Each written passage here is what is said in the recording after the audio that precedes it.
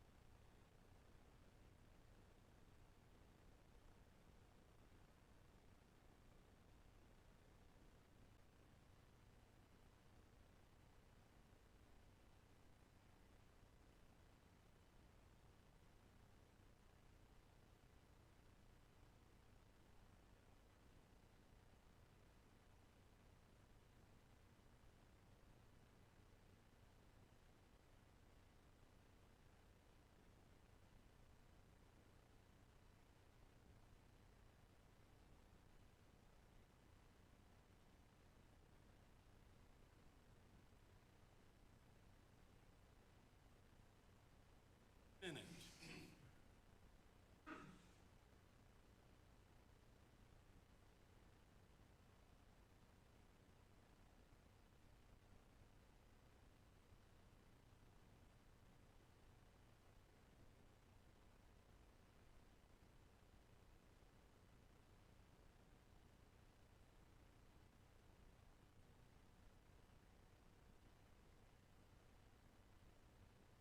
All right, I've got 5:45, so we will go ahead and call the meeting to order. If everyone would stand for a moment of silence, and then we'll have the pledge. Thank you.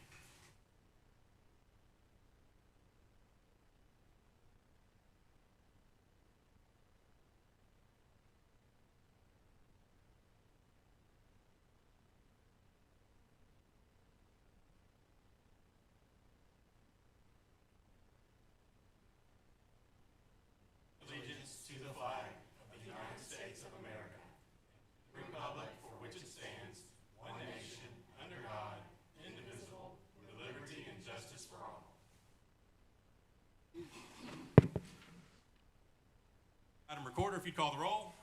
Chairman Floyd, Present. Vice Chair Harrison, Present. Deborah Thomas, Jeremy Burnett, Here. Michelle Childs, Here. and Superintendent Horrell. Here. We do have a quorum. Mr. Superintendent, would you lead us through our agenda? I will. The first item on the agenda is the opportunity for public comment. So this is a special called meeting. We are going to have public comment. Each speaker will be limited to 2 minutes, and I'm going to set my timer on my phone, so if you hear something ding or ring, it's me, and it's the timer. So we'll go in order with the cards that I currently have. The first card that I have is a Mr. Jake Brown, I believe, if I'm saying that correctly. I'll ask everybody to make sure you speak into the mic to ensure that it goes through the live stream as well. Mr. Brown, welcome. Thank you very much. I am the attorney representing Mandy Christopher, and my understanding was that potential speakers were allowed to yield their time. I have a statement to deliver from Mrs. Christopher, and several persons, I believe, who turned in cards did yield their time.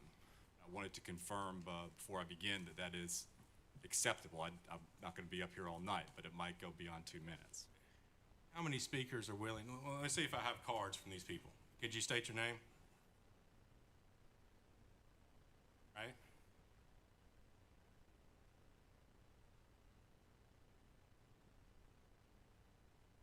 Got it? That is it.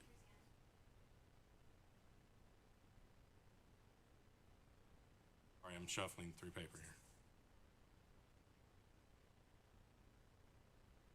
Saw that a second ago.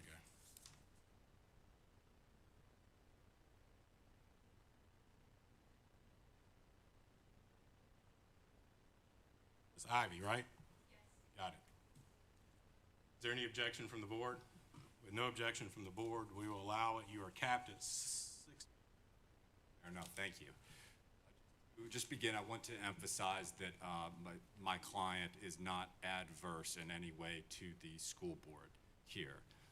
We would ask, we know that board members are aware that some of the statements made with respect to Ms. Christopher are false, as a matter of fact, and we hope that if anything further is said, that members of the board would speak up on her behalf. She is one of your employees and agents. We'll begin reading Ms. Christopher's statement now. Sorry, I could not be here tonight. Unfortunately, I tested positive with COVID on Saturday. It was my intention to be here at the meeting to show support for the people who also see that there's a need for an Allies of Diversity club at Lakeland Preparatory School. I've worked at LPS since we opened in 2017. My goal is and has always been to give my students a safe place to learn and grow. I have heard many times throughout the past few weeks from public comments made at the previous board meetings that a teacher's job is to teach, and that's it. I disagree. As the great Rita Pearson once said, quote, "Every child deserves a champion, an adult who will never give up on them, who understands the power of connection and insists that they become the best that they can possibly be, because kids don't learn from people they don't like. We're educators. We're born to make a difference." As educators, we should be welcoming of students of all ethnicities, cultures, genders, orientations, beliefs, and religions. We are the ones in the classroom, walking the hallways, monitoring the cafeteria during lunchtime, and watching to ensure students are safe during recess. It has been eye-opening to me to see that so many people don't realize the community we do have in our school system of students who need a safe place to feel like they belong. Positive student relationships are fundamental to success within the classroom. When students feel supported, they're more likely to engage in learning and have better academic outcomes. It is the teachers who foster positive relationships with their students that successfully create a classroom where they can meet their academic goals, also their developmental needs as well. It is a small community that's what I love about it. There are many teachers who are also personal friends with parents of students they teach. For years, I have seen teachers take students from LPS to LES to get to their parents, to and from football games, to and from rehearsal, and so on. Concern about a TikTok made by one of my friend's children as she was lip syncing to a song after I took her to a football game blows my mind. Parents across social media platforms at these board meetings have called me a predator, child groomer, adult indoctrinating children for her own beliefs because she is allegedly openly gay. That I make students choose between pledging to the American flag, a pride flag, in my classroom. Whether you realize it or not, these lies affect my job and how parents and students see me. Someone who is happily married to a man, it really bothers me that if I were actually openly gay, as people have stated, how I would be treated within this community. The assumptions about someone being gay, being equivalent to that person being a sexual predator, are appalling. How is it any different for me to tell my classes about my husband and my kids than for someone who is gay to do the same thing? The judgment that has been placed upon me just for simply sponsoring the club reflects precisely what makes this club needed at our school. At the end of the day, the most important thing for myself and the other teachers sponsoring this student-led club is to ensure that we create a safe space for all children, no matter their gender, sexual orientation, religion, ethnicity, or beliefs. They deserve to have a place where they can feel safe to be who they are without judgment. My hope that the people within this community will stop name-calling and spreading false rumors about teachers in talking about how they can best support the students within our community who need it most. Ask folks to give their address too, and I don't believe I did that. Your address for the record. My address is, I think I put my work address on. That's on fine, the, yeah. It's 6000 Poplar Avenue, Suite 150. Thank you. Thank you. What do I have? And they may have gotten out of order a little bit. Sarah Cruzan.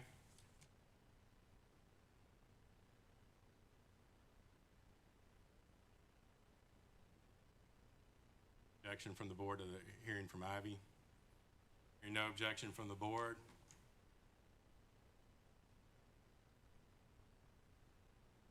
State your name for the record, please. Ivy Cruzan, And your address. 9586 Salem Terrace. Thank you. You have 2 minutes. Okay. So when I first came to Lakeland in 6th grade, I was very, very excited because, you know, it's like a new start and everything like that. Very excited. I was like, I'm going to make so many new friends. But I'm here now in 8th grade being harassed and bullied in the hallway for simply being openly non-binary and gay.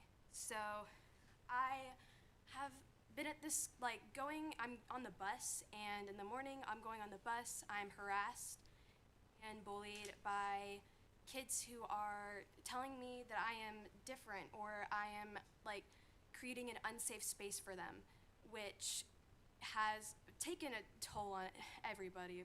But I've experienced more bullying at Lakeland than I have at any other school simply for being myself and simply for being different than what is the normal straight Christian white and cis agenda. No matter, I have experienced so much hate and judgment at this school that next year I am in fact switching schools because of how much I have been bullied by kids everywhere in the school, in the hallways, on the bus, in the classroom. And what Miss Christopher has been doing is she has created this safe space for me, which people are trying to take away. The one thing that I have had in this school is Miss Christopher in her classroom and this Allies of Diversity Club, and people speaking about how they want to take that away from me, the one thing that I had. It takes away from everything that could have happened and everything like that. And the way they are speaking about her online, everything like that, it breaks my heart just because of how much she has with everything I have to go through at school. Yeah. For your comments. Next card, and again, these are just in order. I have a Brian. And am I saying that name right? I apologize if I'm not.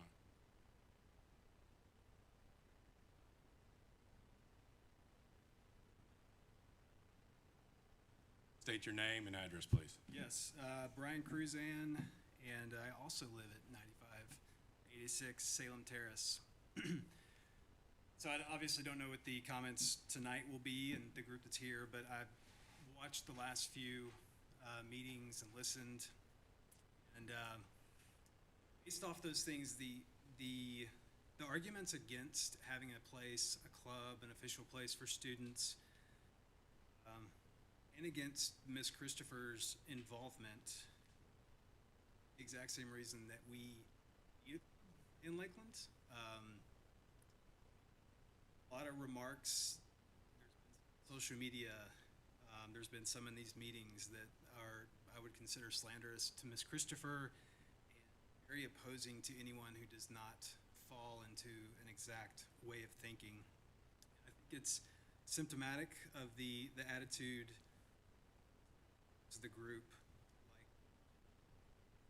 now the Allies for Diversity mentioned.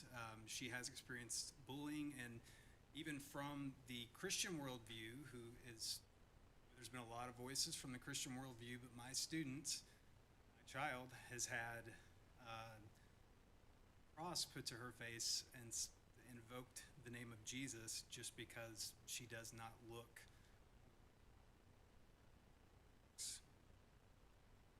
I think we need teachers like Ms. Christopher. We need clubs that allow students to have a safe place, because whether parents understand it or not, it may be a safe place for specific students, but it's not always a safe place for all students. There's a lot of fear around. You got 15 seconds. Okay. A lot of fear around this. I don't understand the fear. Nobody's trying to indoctrinate. Opposite of Christian indoctrination. This is just supposed to be a safe place. Our students need it.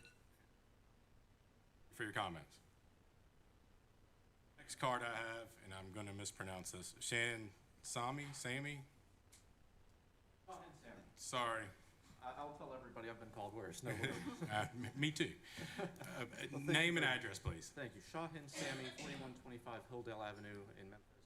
First, I want to thank you, Mr. Chairman. Thank you, Board, for your time and ability to speak here. I serve as the Shelby County Committee Chair for the Tennessee Equality Project and advocacy group in the area of LGBTQ public policy.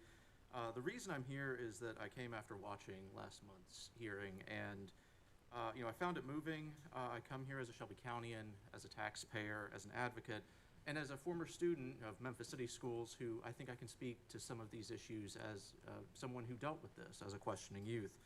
And I'll start with saying all students deserve an equal crack at a good education and a safe and welcoming space in which they can thrive. And clubs like these, they help students in order to have a space where they can be themselves and be safe and ask questions from a safe and an accountable atmosphere. Now, these are not places for indoctrination, as I've heard before. These are places where you have a safe, a supervised, and accountable space from students who have, who have questions that they're going to find these answers to from one place or another. I came from a nascent internet generation. Many of us come from a pre-internet generation, and I think we all found answers to our questions from places that were not our parents. As children move into their teenage years, developmentally, that's when they shift from their parents to their peers. What we want is for children to have a place where they can ask questions in a place where they're not going to get deleterious answers, because we know there are plenty of those answers out there on the internet and elsewhere. When I was questioning as a youth, I didn't always feel safe asking my mother or asking my family. And I could have used more support from my school at the time. To have had a GSA like what has been proposed or an 15 allyship for seconds. diversity is, I think, important for young children. And we know that nurturing environments help to support children's outcomes. This board is about supporting children's outcomes, so having a safe place like this helps to put children on a positive trajectory for a good outcome. Please support this GSA. Thank you. Thank you for your comments. I have a Julie Pereira, sorry. Go O for how many ever cards I have tonight, so apologize in advance. Name and address, please. Julie Pereira, 5055 Adagio Lane, Lakeland, Tennessee. I'm a newcomer to this city, recently relocated from Seattle, Washington, and I am horrified watching what has been going on lately in the online forums regarding this issue. I don't know much about it. I don't know a lot of the history. What I do know is that clubs are necessary. These clubs have, and I would like to pass this information out to the board when I'm done, and I have a copy for anybody to look at, but the statistics speak for themselves as to why these supportive, safe spaces are necessary for students as they are, as other people have said, up and coming, questioning, have the need for support from people who are going through some of the same things that they are experiencing in their life. The other aspect that I haven't heard a lot of people touch on lately, but I did touch on in some of the Facebook groups, is the legal aspect here. We're in a position where we're going to cut off our noses to spite our faces, not disallow this club, allow other clubs, and well within the scope of not facing any legal ramifications because of it. The ACLU recently decided a case in one state over, had something to do with some religious mosque. Lots of money lost by the city and the board. That's something that I don't want to see happen here in Lakeland. I think that we are I think that the people and the community in Lakeland can make much better decisions than that financially and just ethically. What is right for our youth, what is right for our community. It's going to be a losing battle if we're gonna fight this. And I can't make 15 any, seconds. and I can't make any sense of the people who say, well, then get rid of all the clubs. To cut off our nose to spite our face. Let's punish all the children. I am here as an advocate. I'm here to say that this club is necessary and that there are statistics to back and support why we need this. Comments. Next name I have is, and I'm going to mispronounce it, Elizabeth Adele. Ducey, sorry. Again, I'm going to go O for how many cards I have. Okay. You'll state your name and address, please. Elizabeth Aducey, 9650 White Spruce Drive, Lakeland. I'm going to try to verbal diarrhea this. Greetings, school board members, parents, teachers, students, and the Lakeland School District. I stand before you today with heavy concerns and an even heavier heart to discuss the pressing issue of inclusivity and fairness in our schools. I took it upon myself to research the federal and state facts and rules of what can and cannot be done by the school board. I also made sure to reach out to one of the only 2 individuals in this state that have firsthand knowledge of this rule of law and the personal experience of growing up and currently living publicly in the LGBTQ+ community. Representative Eddie Manis of Knoxville, Tennessee, and Representative Tori Harris of Memphis, Tennessee. Received an amazingly insightful letter from Representative Harris that I will read now. Backlash to students' efforts to form a gay-straight alliance, or a GSA, at Lakeland Preparatory School was disappointing and cruel. Students should be encouraged to express themselves, their true selves, at school. We should work hard to provide a safe and supportive environment for LGBTQ+ students who are so often targets of bullying and discrimination. Proud of those who want to create a welcoming space for everyone, regardless of their sexual orientation or gender identity. Some residents asked the Lakeland Board of Education to stop students from forming a GSA, arguing the existence of a GSA would not align with our values. If that is in fact the case, the Lakeland School District does not value student safety, kindness, and understanding, or the courage of self-expression. Students have since withdrawn their request to establish a GSA. They should not have been pressured to do so. Moreover, had the Lakeland School Board acted to stop the formation of a GSA, the district would have violated federal law. Under the Equal Access Act of 1984, schools that permit any non-curriculum student groups must provide 15 seconds. access to all such student groups, and courts have repeatedly affirmed that this includes gay straight alliance organizations. I can't read the rest, so I'm gonna say, in lawsuit after lawsuit, advocates have successfully prevailed against school districts that tried to stop students from forming the GSA. I have a package for everybody. Thank you for your comments. If you would like to, you can just leave that on the desk, and then we can get them at the end, that'll be fine. Next, I think I'm gonna pronounce this one right. I have Mr. Chad Reynolds. First name I've gotten right tonight, maybe.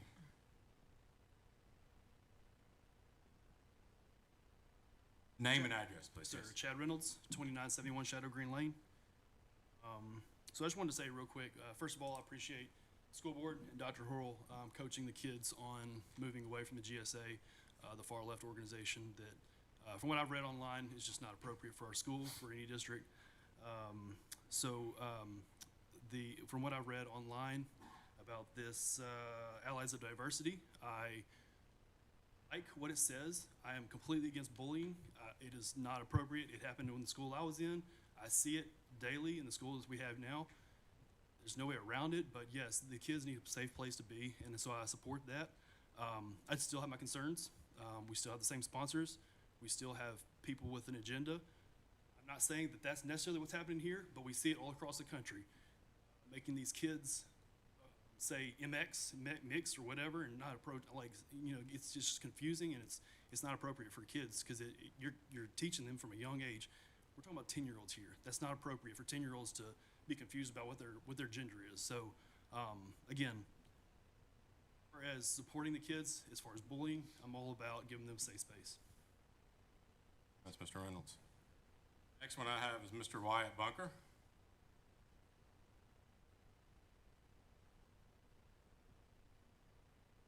I want to think that while I'm Wyatt Bunker, 4596 Mount Gillespie, I spent half my day memorizing my new address over there. I don't have my over and stuff like that. Appreciate y'all working with us on this. There's some fear out there that, you got the same product, same sponsor, same product under a different name. I do expect you guys to monitor that closely, especially Dr. Hurl, to make sure that we don't end up with the same product just under a different name. That organization, that GSA organization, was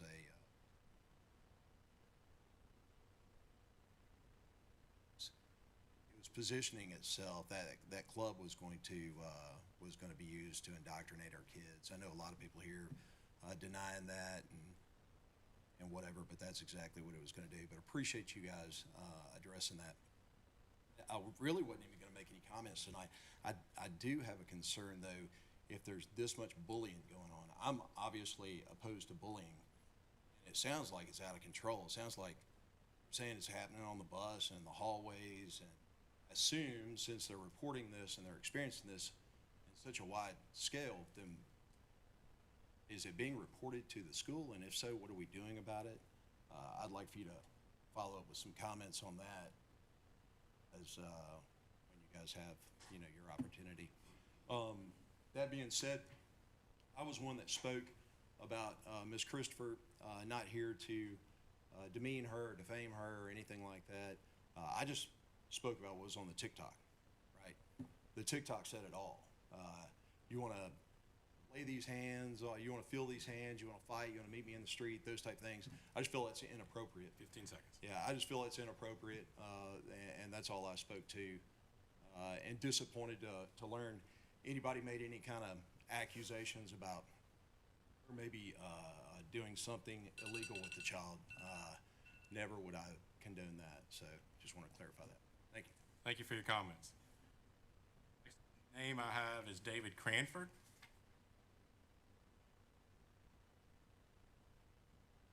Thank you. If you wouldn't mind name and address. David Cranford, 9537 Chi Cove, academic institution that should uphold science, logic, and reason to facilitate such unscientific, illogical, and irrational ideology is shameful and immoral. Promoting this hateful ideology as a beneficial thing for these children is intellectually dishonest. How can this type of diversity do anything other than further divide the students into a Marxist oppressor and oppressed category based on never-ending diversity with no absolute moral framework and no true truth is foolish.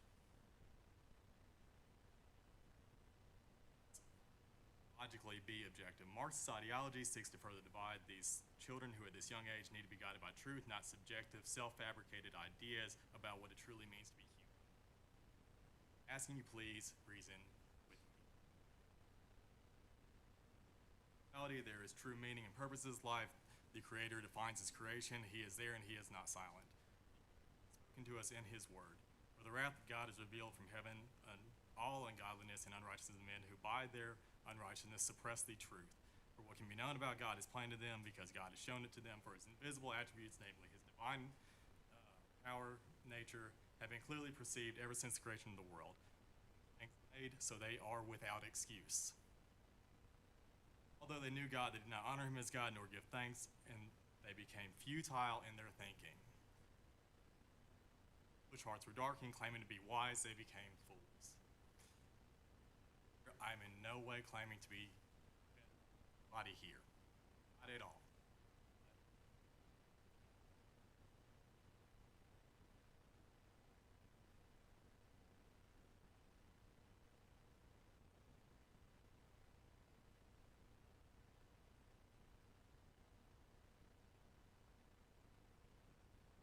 To be an objective thing, not subjective.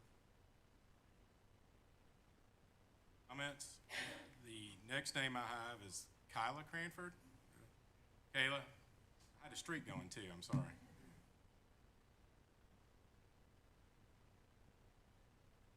Name and address, please.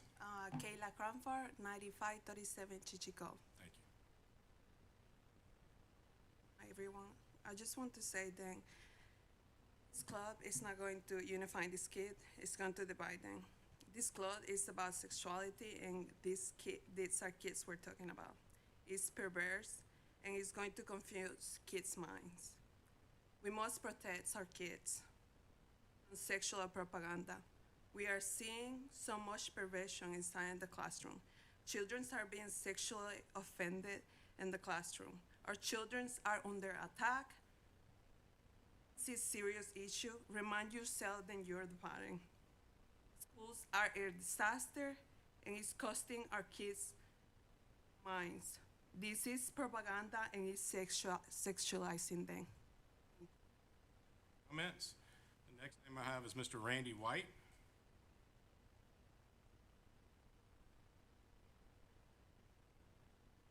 An address, please. Randy White, 4455 Mount Gillespie. Hello, my name is Randy White. My wife Susan couldn't be here tonight because her mom had a stroke Sunday and is caring for her. But we are the proud parents of 3 children. Our oldest is Morgan, who is 25. Our middle, Trevor, who would have been 23. And our youngest, Luca, who was formerly known as Molly, is 15. We are here tonight to talk about Luca and our experience with being a first-time parents of an LGBTQ child. While we always suspected Luca was different from a young age, it was when she started 5th grade at LMPS that she began to question the fact that she was different than most of her peers. She was part of the APEX program and had several friends surrounding her, but when she voiced her questioning to peers, she was met with resistance and even bullying from some. Bullying became so bad she attempted to take her own life, but fortunately was not successful in doing so. She felt very alone at this time because we, as parents, were uneducated about it ourselves and had in turn contributed to her mental harm as well. Let me tell you, parents, when you find out your kid tried to take their own life, knowing you could have contributed to it because you chose to downplay and dismiss it, it rattles you to your core. Fortunately, Luca joined the drama club in 7th grade, and thanks to Mandy Christopher's clear and unconditional respect for all students, Luca began to flourish again. When we heard about Miss Christopher starting an inclusive club for kids who tend to feel very isolated and alone during their most vulnerable years, Luca remarked that she was so happy that other kids like her would have a group of supportive people to turn to for comfort during challenging times. Parents, if you love all children, please love ours and others like her, and allow these kids, who know way more than we'd all like to think, to have a safe place to turn when the going gets rough. They are more than you probably realize, and will never want another family to go through what we went through. Know in full confidence that Mandy Christopher will provide unconditional acceptance, which is sometimes all these kids have, and will keep them hopeful, just like it did ours. Thank you for your comments. The next name I have is Molly Quinn.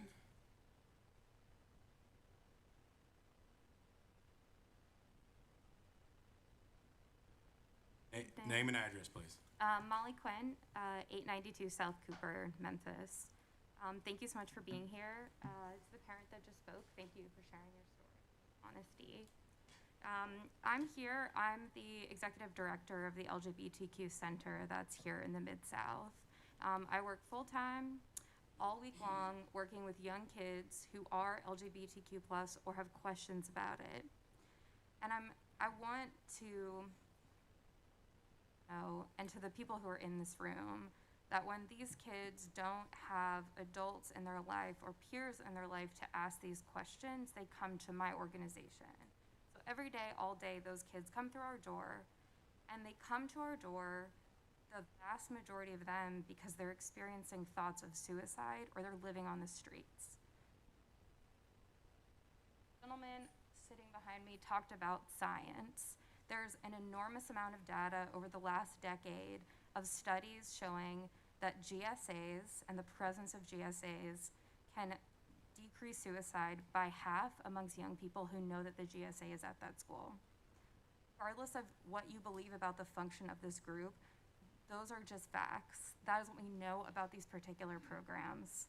It's clear to me from listening to these people that they love their school district and they love being engaged. That's commendable. It's amazing. By having a school-sponsored program and a dedicated avenue where parents and kids can go, they have this opportunity to ask those questions and also to know that they can hold their school district accountable for the group being appropriate. You know where your kids are asking their questions, who they're asking their questions to. You're allowed to go to the group. You know when your kids are asking questions, you know where they're going to be. That is what you want if this is something that gives you anxiety. It's a real and tangible place. And I just want to urge you and to tell you that I talk to these kinds of students every day, and this is what they need. Thank you for your comments. Last card that I have is Robbie Stevens.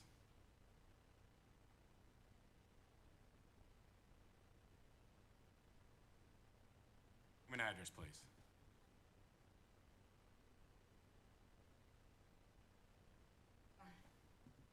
A little bit more prepared than I was last meeting, but I'm here 100% to support Mandy. Such a personal friend to my family, and yes, my child is in that. There is no predator. There wasn't anything like that. I had broken my back, and she took her to the places that she needed to go. Really tired of people saying that my child was the object of a predator, because that was not true. After the last meeting, an individual said to me, God does not give birth to abominations. It is totally a choice. My granddaughter, when she came out at 10, was no pressure, there was no choice, and my granddaughter is not an abomination. He has said that anybody is gay is an abomination. There he is playing judge, this supposedly Christian man. You know, God didn't put us here to judge. He put us here to love conditionally, everybody as if they were their brother. So I have to say that I'm really tired of hearing about this video. Yes, my granddaughter said an inappropriate word. She shouldn't have, and she's 13, and she posted it, and she shouldn't have, only because of the word on that. You know, is there not any other subject y'all can go on other than my granddaughter? And I know everything that went on. This club is necessary. I don't get the name change. I thought it was illegal to change the name. The article says the students withdrew it. I don't believe that for a minute. I think the adults and parents made these students withdraw it for another name. It's like a rose is a rose is a rose. You know, it's gonna be a club. But I thought if they asked for gay straight, that's what you were supposed to give them if you approved the club. So in my mind, you've completely turned it down, and it shouldn't have a name change. Thank you. Thank you for your comments. All right, that's all the cards that I have, Dr. Horrell. We'll move through the next item on the agenda.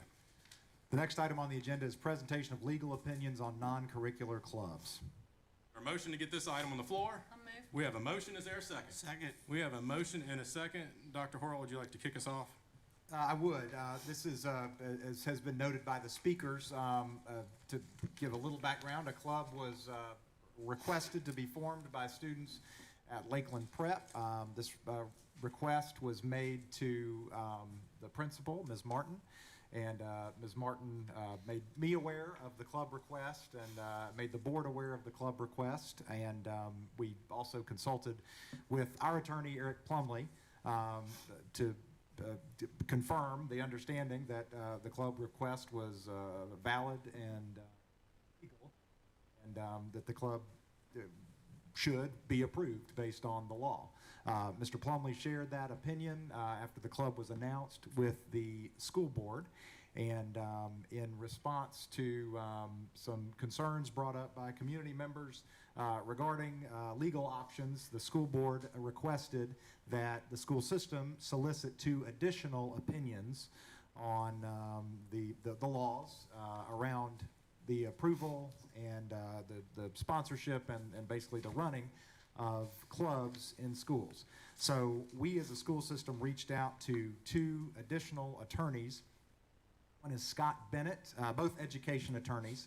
Scott Bennett with the firm of Bennett and DeCamp, and Chuck Cagle with the firm of Lewis Thomason. Both of these individuals are very experienced education attorneys. They are not from our area. They do education work, education legal work statewide. I was familiar with them, as are a number of people in this room, because of their frequent presentations at educational public development and conferences and things. And if with the board's approval, I believe Mr. Bennett could not, I know Mr. Bennett could not be here. I believe Mr. Plumley is prepared to share Mr. Bennett's findings on curricular and non-curricular clubs.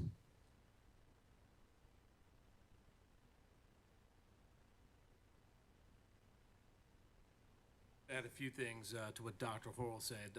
Scott Bennett was asked to give this opinion. He was happy to do it. Mr. Bennett's a lawyer in Chattanooga at his own firm, Bennett and DeCamp. He's been practicing primarily school law for close to 30 years, and I think he's had to address this very same issue several times during his long career as a school lawyer. He drafted a opinion letter addressed to the school board that is dated, I think it was January 7th. That letter's been provided to the board. I'm not going to read the letter. I'm just going to sort of give a very broad and brief overview of Mr. Bennett's opinions on the issues that were presented to him to consider. And ultimately what he reached was a conclusion that if Lakeland created a limited public forum, which it has for school clubs, it found it would be in a position that if it was going to have some non-curricular clubs, it was going to have allow all non-curricular clubs.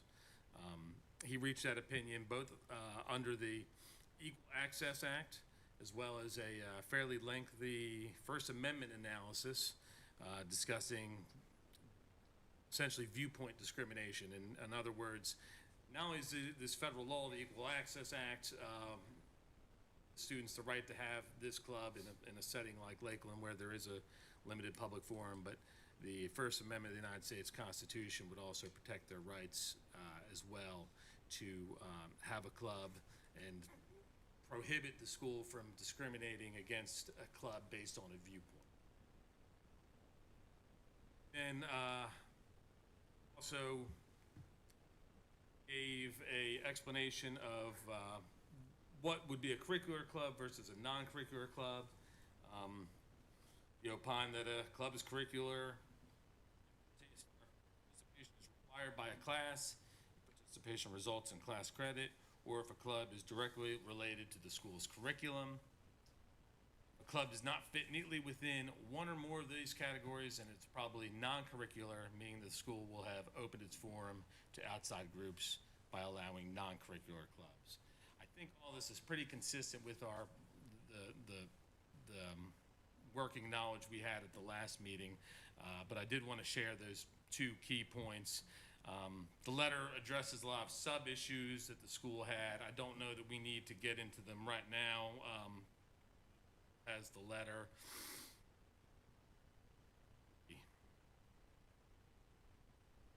If there's any questions from the board about the opinion letter, I think that addresses the things that are pertinent to the issue before the board tonight. Plumley, for your comments. We do have Mr. Cagle here in person, and it might be better if we address questions we can address to the guy who's here tonight, and that might be the best way to handle this. Dr. Horl, would you like to introduce Mr. Cagle? I would. I want to bring up Chuck Cagle with the firm of Lewis Thomason. I can tell you that Mr. Cagle is easily one of the most recognized and I think admired education attorneys in the state. We really appreciate you not only being willing to offer an opinion on this, but to be here in person. And in fact, that was the reasoning for moving the date of the meeting so that we could accommodate Mr. Cagle's schedule. He has dealt with similar issues in the past, has dealt with most issues, I think, in education. But if you will, Mr. Cagle, could you also just offer the board and the public maybe a further idea of your experience in education law prior to giving your opinion? Thank you, Mr. Superintendent. Mr. Chairman, ladies and gentlemen of the board, I'm Chuck Cagle. The most important thing that can be said about me here tonight, if there's anything that important that can be said, is I'm from Sweetwater, Tennessee. I live in Nashville. I've been misplaced in Nashville for 35 years practicing law. I'm from a little town not much larger than this one that's halfway between Knoxville and Chattanooga, where I went to public schools, went to university, didn't get into private school till I went to law school. But I work for the law firm of Lewis Thomason. Some in the room may be familiar with them. We have an office here in Memphis as well. Knoxville and Nashville. I chair the Education Law and Government Relations practice groups at the firm, and we represent somewhere between 65 and 70 boards of education in the state. I also represent 5 private universities in the state in legal matters related to the operation of those universities. As I often say about these lectures, if you will, on subjects like the Equal Access Act, sometimes your personal credentials get called into question when you have to deliver a speech like this. Let me just say this up front. I'm not a member of any organized religion. I'm Southern Baptist, and we're about as disorganized a bunch as you've ever seen. In fact, this board's meeting here tonight on Tuesday night because I chair the deacons at First Baptist Church in Nashville, Tennessee. So if anybody wants to take issue with my religious credentials, I'll be happy to chat with you after this meeting. Beyond practicing law, I have taught education law for 14 years at Vanderbilt University and the Peabody College there, lecturing on public policy issues. It started out as a 3-year appointment. It ended up being 14 years, and it was the best 14 years of my life. I've also lectured on school law topics for Tennessee Tech, Lincoln Memorial University, University of Tennessee Knoxville, Trevecca Nazarene College, Lipscomb University, University of Memphis, and Lee University in Cleveland. I make annual presentations to the Kentucky Association of School Administrators on a variety of issues. I do get to wander outside of Tennessee often. Groups I've spoken to on issues and also include the special ed group, the TASI organization, business officials, the TASBO organization, personnel administrators, attendance and data supervisors, the Tennessee SROs, the school plant managers, people transportation directors, and the Tennessee Organization of School Superintendents, where I serve as the general counsel to that organization. I wish I could say this is the first time I delivered this speech. It is not. It is not. The last time I delivered this speech, I had 400 people sitting behind me. I don't feel nearly as uncomfortable tonight as I did at that one. But it was, a fairly divided audience. Some of the folks were for it, some of the folks were against it. The proposition, I'm here to tell you what the law says based on many years of court cases and studies. And when I was asked to speak, I went back to my file and dragged out this little book that's from 1984, after the Equal Access Act was passed. You can tell it's faded. Talks about the Equal Access Act in the public schools, has questions and answers. It's published by the National School Board Association after the passage of the act. Under the Spending Powers Clause of the United States Constitution, the Congress has the power to add any stipulation that it wishes to any monies that it appropriates. And as an example of that, not only in education, but how many of you wore a seatbelt when you came here tonight? It's because Congress passed a law that says if you like federal transportation dollars, your state will pass a law that says seatbelts are required. That's just an example of the kind of things that Congress does. Well, as part of the education appropriations in 1984, Congress passed the Equal Access Act. Excuse me, I'm trying to get this out. The Equal Access Act, and it immediately affected education funding. And it said, because it limits this to school systems that receive federal dollars. So private schools are not covered here. Private education is not affected by this act. Public schools are. I don't know that this district is different from any other district in the state. Usually between somewhere about 20% of your budget is federal money that comes into a school district. And that may be more, may be less, depending on the wealth of the district and the number of students that are here, but that's, this act certainly can affect education dollars. That's the only hammer that Congress actually has. They can withhold funds. Another example of that is the Family Educational Rights and Privacy Act, the act that says all student records are confidential. If we purposefully violate that act, Congress has the right to withhold funds from a school district that does that, if we release that confidential information. So there are numbers of times in the law where Congress has made it very clear, if you violate this act, Congress's answer to that through the U.S. Department of Education is to withhold funds. The United States Code, Title 20, Section 4071, contains the Equal Access Act, and I've given each of you a copy of it. I've got some copies. Like them? You can pick them up after it's over. The Equal Access Act is reproduced in its entirety in this, and what it says, literally says it shall be unlawful for any public elementary school or public secondary school which receives federal financial assistance and which has a limited open forum. Now take these in clauses.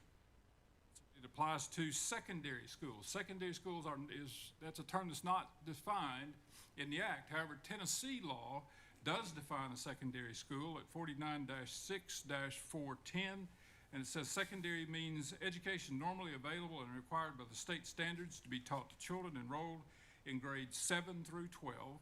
A secondary school is a school that provides secondary education. So if you have any of those grades in your configuration of grades here, then you are covered by the Equal Access Act. So it applies to secondary schools, and it says it's unlawful for us to deny equal access or fair opportunity to or discriminate against any students who wish to conduct a meeting within a limited open forum. And we're going to talk about the types of forums here in just a minute.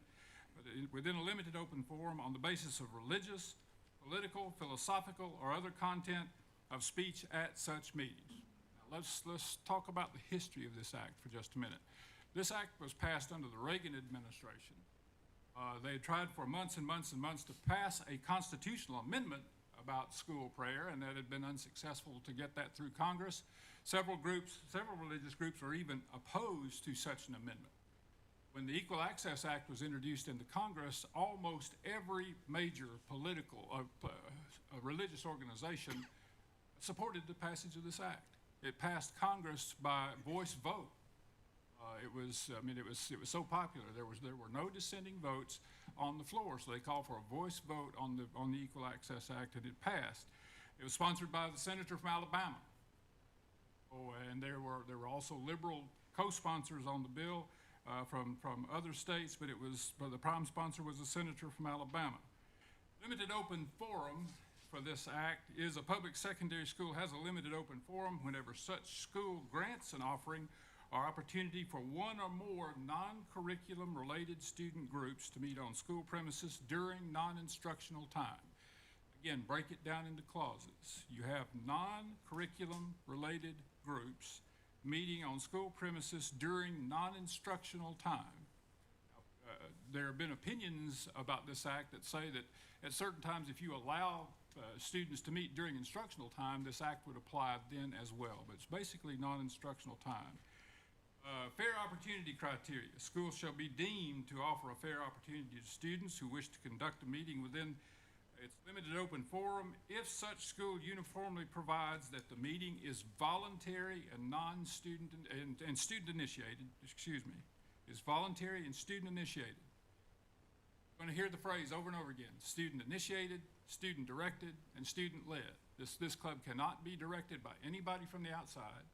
It has to be clearly comprised of members of that school's student body, and nobody is allowed to come in and speak to the group. Nobody's allowed to come in and I've heard the word indoctrination tonight. Nobody's allowed to do that from the outside. This is a student organization. It's student organized, student led, and student directed, and it's voluntary. There's no sponsorship of the meeting by the school, the government, or its agents or employees. The agents or the employees or agents of the school government are present at religious meetings only in a non-participatory capacity, and that applies to every EAA meeting, Equal Access Act meeting. Our staff are just there to make sure that the place is safe. They're not there to direct the operations of the club. We provide safety measures. We make sure that if it's a religious type meeting, that they're still abiding by the rules of the school and the students' health and safety.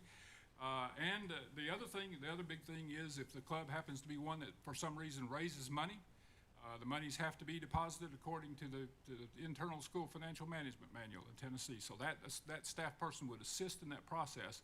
Other than that, they are a non-participating member. Employees, the meeting does not materially and substantially interfere with the orderly conduct of the education activities within the school.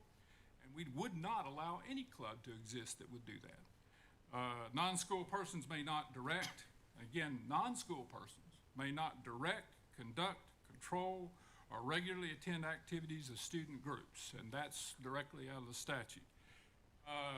With regard to the rights, the certain rights, nothing in this law is construed to authorize the United States or any political subdivision thereof, and the Lakeland Board of Education is a political subdivision in the United States, to interfere with or form content of any prayer or religious activity. Remember, this act was passed primarily as a religious access act. They included the phrase in the top about religious, political, or philosophical thought. This act was primarily passed as to guarantee Bible clubs in schools. That was the primary emphasis of the act when it was passed. To require any person to participate in prayer or other religious activity, to expend public funds beyond the incidental cost of providing space for student-initiated meetings, or to compel the student, the school or agents or employees of the school to attend the meeting if the content is offensive to them, to limit the rights of groups of students which are not specified of a numerical size, and I'll talk about that in a minute, or to abridge the constitutional rights of any person. So remember, this act was passed primarily as a Bible club act, and then because of the language that's contained in the preamble of the act, it also has application to other philosophical and First Amendment speech-related organizations. Notwithstanding the availability of any other remedy under the Constitution of the United States, nothing in the subchapters shall be construed to authorize the United States to deny or withhold federal financial assistance from any school unless it violates the act. We need to put that in parentheses. That's added in parentheses, but if the school violates the act, then there is a possibility that funds could be withdrawn. However, before you ever get that far, let's bring everybody down a notch or two. If you're feeling some fear, it's the Office of Civil Rights of the United States Department of Education would work this out. Denying or withholding federal funds would be a very, very last resort, and that would and there are several intermediate steps that would occur with the Office of Civil Rights before withholding funds would occur. As I've already read the definition of secondary schools under the Tennessee Code. I have broken down for years, and I've been doing this 35 years, I've broken down student organizations since the passage of the Equal Access Act into 3 groups, not just 2. There are curriculum-based clubs, and the Act talks about clubs, and the court cases all talk about curriculum-based clubs based on the academic criteria at the school for courses that either are being taught or have been taught. I mean, I think if we had everybody to raise their hand in the room right now, who is a member of what club, there was a science club in most schools. There were foreign language clubs of certain sorts. There was FHA and FFA. Those were the big ones in East Tennessee. Those had the largest following. There was an English literature club. There are certain other honor societies that are curriculum-based clubs, and you can just, the list kind of goes on and on. I imagine if we took a poll in here, many people were probably members of those clubs. Well, those are curriculum-based clubs. So that's the first type that there are, the curriculum-based organizations. There are non-curriculum-based clubs, and this is was one here that catches everybody by surprise. The Beta Club, the National Beta Club, is a service organization. It's not a curriculum-based club, so it is a non-curriculum-based club. If you have a beta club, then you already have one club that non-curriculum status. You have a limited open forum. Now you have a chess club. I talked to Dr. Hurl about this. You have a Pokemon club, a chess club. You can have various athletic clubs. Those all place you they move you from a closed forum where you only allow curriculum-based clubs to a limited open forum. A limited open forum where the board or the school itself, according to board policy, approves these clubs for operation. And those non-curriculum-based organizations are authorized by the Board of Education to further the goals and objectives of the school. They will have a faculty sponsor assigned by the school leadership and will be subject to all the policies and operational procedures of the Board of Education. And again, we've got a list of those. Then there's a third group that I put in here, the Equal Access Organizations. In this set of organizations, they're authorized by federal law. If you have a limited open forum, that's one of the requirements to have the Equal Access Act active. You have a limited open forum, and then the students approach, they want to form, direct, and lead a club, they're allowed to do that. The big difference here is we can't assign a faculty sponsor to that club. We are absolutely forbidden under federal law to do that. So we have somebody who monitors, again, the federal law says that we can have somebody monitor the activities of the club to make sure that they're not doing what they want to do at the club, and that students are safe, and that the building is not having any harm done to it. But other than that, that person's there just as an observer. So we are absolutely forbidden from having a faculty sponsor of that club. The second big one is we're not allowed to put significant financial resources into this. And the reason I use that term that way is because we allow them meeting space. Of course, we have somebody there monitoring the club, though that costs some money. We're not allowed to finance that club or any of that club, the Equal Access Club's activities, as we would a Beta Club or a French club or the Pokemon Club or some other club. These clubs that are formed under the Equal Access Act are not financed by the school district. Hence, they may have, if they want to have activities, they may have a need to do some fundraising, which again would trigger following the internal school financial management manuals. Never heard of, right? So it tells how we collect and receive money, and how certain officials at the school approve organizations. So those are the 3 types of organizations: the curriculum-based organization, the non-curriculum-based organizations but approved for operation, and then the equal access clubs themselves. There are 3 types of forums in public schools, and let me give you an example of a club that I got a call from a former school superintendent. I talked to Dr. Hurl about this. A former superintendent, who at the time was in Knox County Schools at a high school, and she seldom ever called my office, but this time she called, and she was rather excited. She had a religious organization that wanted to meet in her school, and I asked her about what kind of forum do you have there. We're going to talk about that in a minute. What other clubs do you have there? And that school met the definition of a limited open forum. And we'll talk about the case law that surrounds that as well. But during the conversation, she said, well, they want to meet. And I said, we got to let them meet. Here are the parameters under which they meet. Student-led, student-directed, student-originated. And let them pick a time, make sure that you have room available and other things. She did all of that. And then she came back to me and said, well, they want to burn candles during their meeting. I said, no, fire marshal will not allow that. The only open flame we're allowed in school is a Bunsen burner. Fire marshal will not allow that, and I checked that with the fire marshal's office, and they sort of frowned on that. So that club chose not to meet because they weren't allowed to violate the law. Again, it was a club that was authorized. Had they wanted to have their meetings, they could have had them, but they had a part of their meeting where they had a candle ceremony, and I said they can't have an open flame in a classroom, and they chose to have their meetings elsewhere. So that's the kind of detail we have to get into with some of these clubs.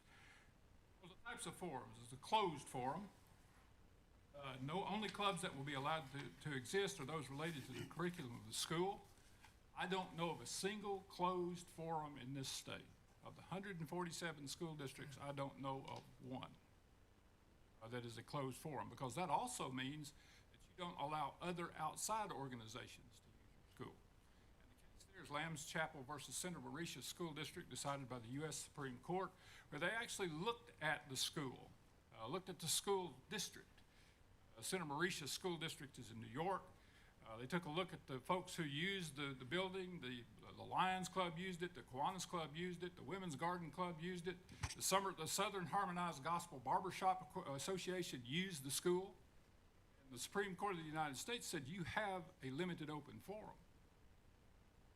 I think you have a closed forum, but because of who you allow generally to use the school, not only the curriculum-based clubs, but who you allow to generally use the school, you've created a limited open forum. Well, a limited open forum is one where clubs will be allowed to exist that are approved by the board or the school leadership in compliance with board policy. These clubs shall follow all the policies of the board, have a faculty sponsor, adhere to the operational guidelines pertaining to organizational content, bylaws, constitutions, school system policies related to the deposit of funds, meeting times, and other matters. Open forum. Similar to closed forums, I don't know of any of the 147 school districts in Tennessee that is at an absolute open forum. Now, we've had two examples of this that have been proposed in Tennessee, that we created an open forum, both of which failed in court.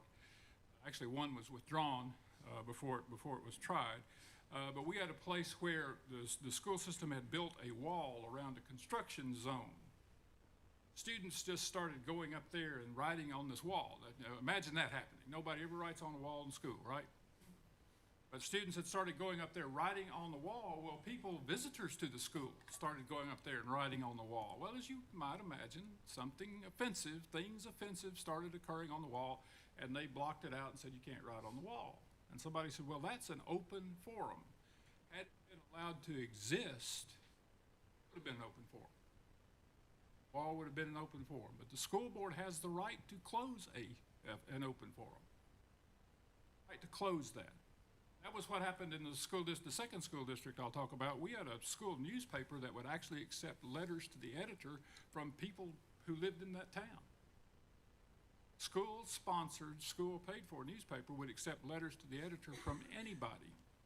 Well, as you might imagine, a couple of the letters got out of hand. And we had an opportunity to see one version of the paper before it hit the street. And we said, we can't have this. This letter is not appropriate for students in the 7th and 8th grade to see. And the newspaper was distributed down that far. So we pulled a run of the newspaper.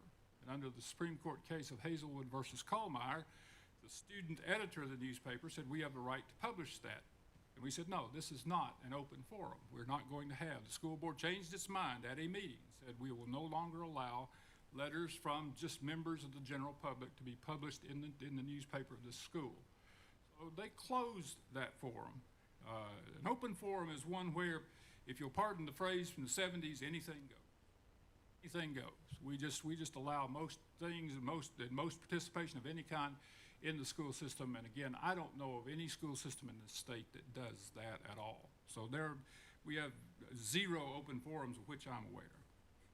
Considerations for student organizations. Student clubs should meet during non-instructional times to be in compliance with the law, and I think that's your policy here, Dr. Harrell, is that the students' organizations do meet during non-instructional times.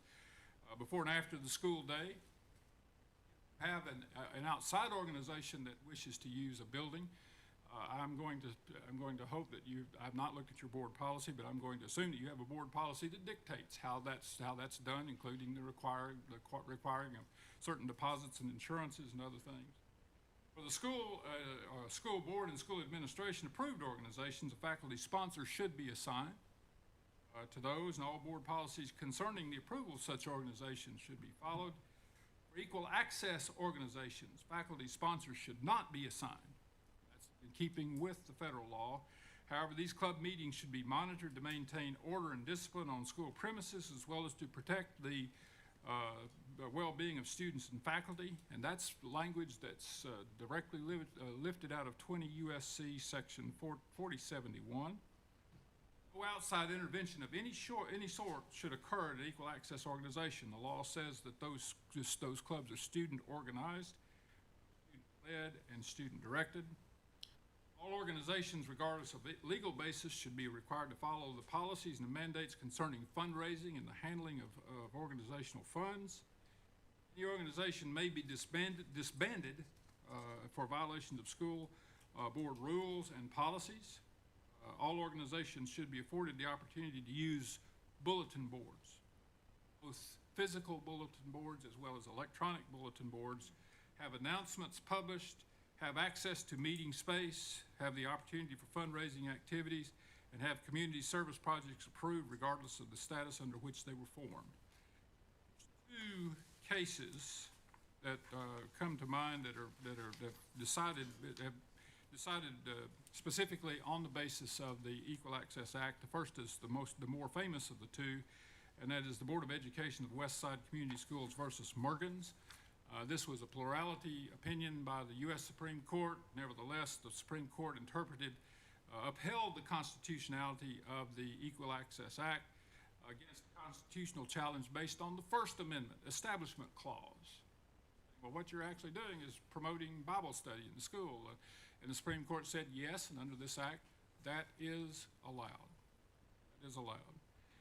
The second is Prince versus Jacoby, and this is the Bethel School District.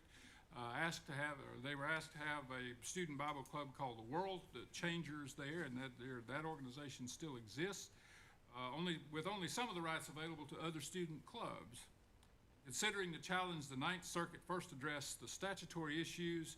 It included that under the EAA, the Bible Club was entitled to participate in various fundraising activities, to have a club photograph appear in the yearbook at no cost, to post flyers on bulletin boards, and use the school's public address system on the same basis as all other clubs. However, relying not on the EAA but on the First Amendment, the court allowed the Bible Club to use the school supplies and audiovisual equipment the same as any other club. The United States Supreme Court denied certiorari of that case in 2003. Now, regardless of what you want to call a club, if they're going to form under the Equal Access Act, they have a very specific set of rights. To deny that club existence would certainly, as one speaker has said here tonight, would certainly cause a lot of heartburn, because you're going to have to explain that to a federal judge about how you've chosen to violate the law. I'm a little bit alarmed too, because I know the administrators of the system. I know them to be very, very responsible and very careful individuals, and I don't know they're responsible. Several of them have walked up tonight and said they've heard me speak several times, and I said, and you came back for this? There's certainly good folks, and folks where if we have any evidence of bullying at all, please report that to administrators. Please report that to administrators. Lawyers spend some time on that every day in their practice, and it's one that we are duty-bound to relieve.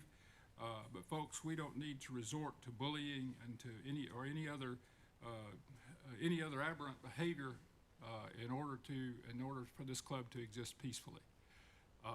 In short, Mr. Chairman, ladies and gentlemen, if this club wishes to form, they have a legal right to do so. Legal right to do so.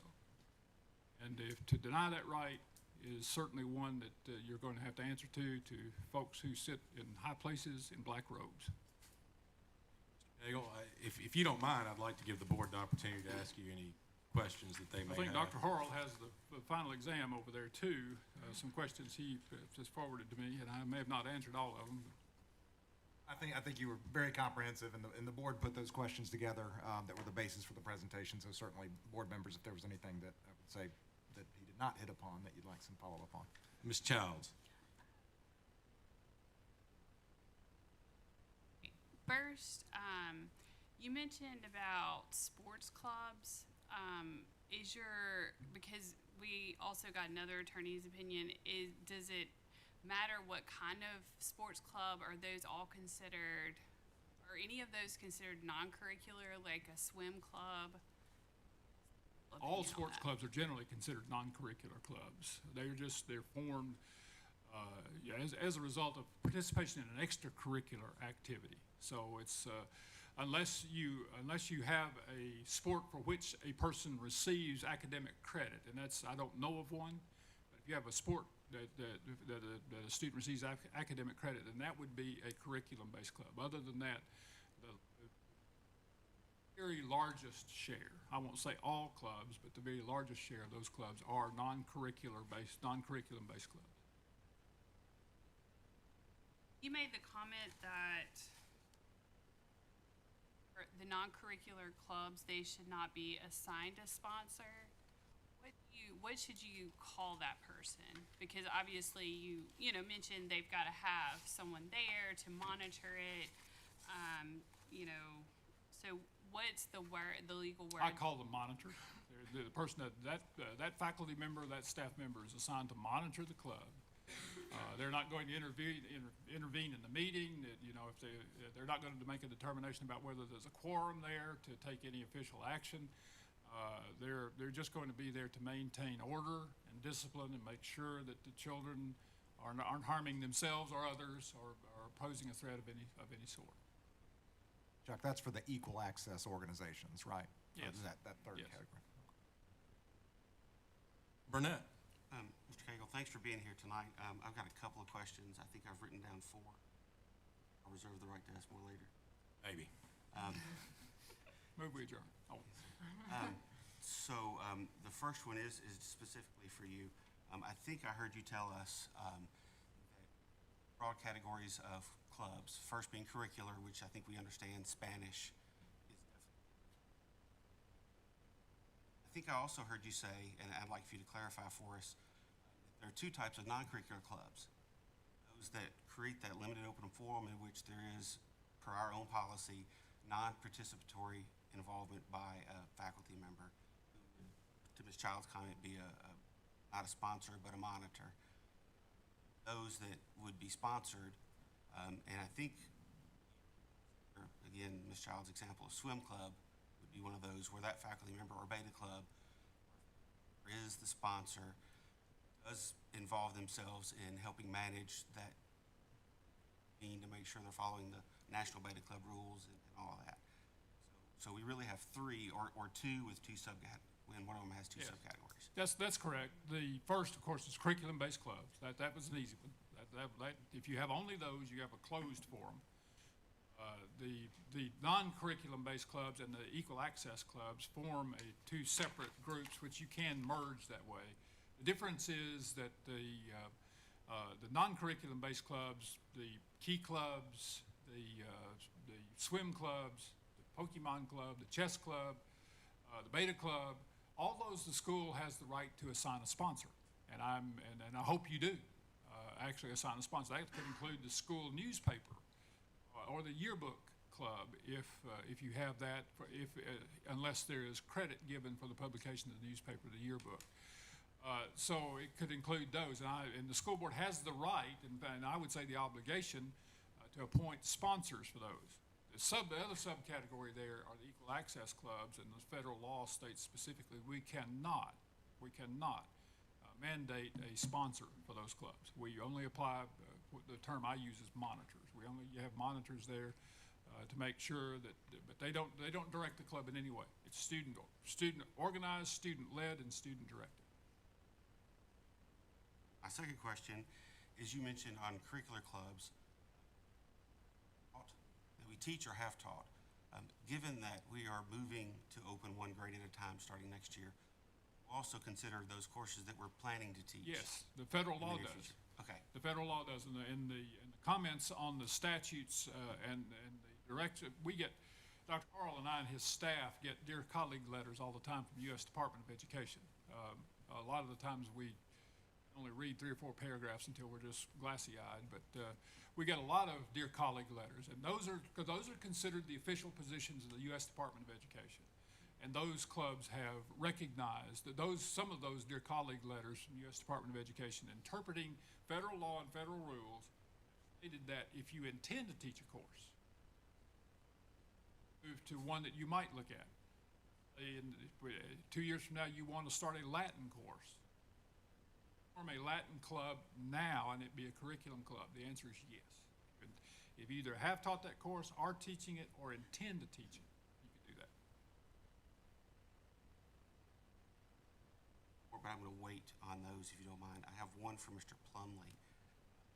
Maybe I don't know if you had a chance to look, but Mr. Plumley, we currently have a policy about non-curricular clubs, right? The equal access policy, which is federal law to the best of your understanding, right? He just say that I read Mr. Plumley's opinion to the board, and he's exactly correct in his opinion. It's I'm not here for that purpose, but I enjoyed reading. So that was just a quick question to reaffirm that. Will you get the mic or just grab it, Mr. Plumley? That is correct. Thank you, sir. I have 2 more I'm considering, but I'll wait till later maybe. Ms. Harrison. I do have a question about equal access organizations. You said student organized, student led, student initiated, all of that. So, and we are not to it, there's a monitor in place. So does communication from those organizations go directly to the principal about formation, or is there does the monitor communicate with the administration of the school? How does that logistically look? You don't have a monitor until you have a club. If students wish to form a club, they should petition the administration of the school and then follow the school board's policy. I don't know whether the board approves all clubs or whether the school administration approves them. In most of the cases of which I'm aware, the school administration approves them, and they just move on from there. And it's understood that they have to follow all the policies of the board. So if you have the students who wish to form a club of any sort, they should petition for recognition to the principal of the school. That's where it would start. And at that point, we'd assign a monitor, just to make sure that, that once the meetings start, that they're following all the rules and the safety standards of the school. Questions? Mr. Burnett, go ahead. Let me add to that, Mr. Please, Chairman. please. I don't want to, this is not something that starts with a faculty member. We've had that discussion in several school districts that I represent. Can a faculty member actually petition for the existence of the club? And the answer to that question under federal law is no. This has to originate with students. If I can maybe follow up on that thought, what happens if the monitor gets involved in the club process? Well, the monitor should be cautioned against it because, again, these clubs are basically independent agencies operating within a school. And when it says that the monitor is to have no input at all into the operation of the club, that's exactly what the law means. And what the long-running battle there is, what happens if the monitor does become a sponsor, and suddenly they're taking the club in the direction that the students never intended, or they're taking it in a way that the school board never intended, or the school administration never intended, then you've got a problem. So the monitor needs to be a neutral in the origination of the club. May I be so bold to ask you how we would solve that problem if the monitor gets involved? Yes, under 49.5.511, suspension from service would be something you could consider disciplinary action against a monitor who does overly involve themselves in the operation of that club. I would put that in writing. I would make sure, because again, we're dealing with federal funding here, folks. This is not something that's where somebody's just off on a frolic of their own. We're dealing with federal funding. If they get too involved in the club and suddenly we have complaints from club members that the monitor's saying, well, no, you can't believe this, you have to believe this, and that's just the worst example, then we have federal funds that are in jeopardy, that could be jeopardized by that.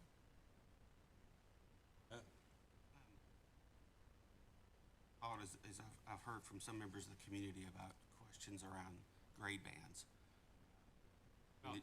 Grade levels for clubs.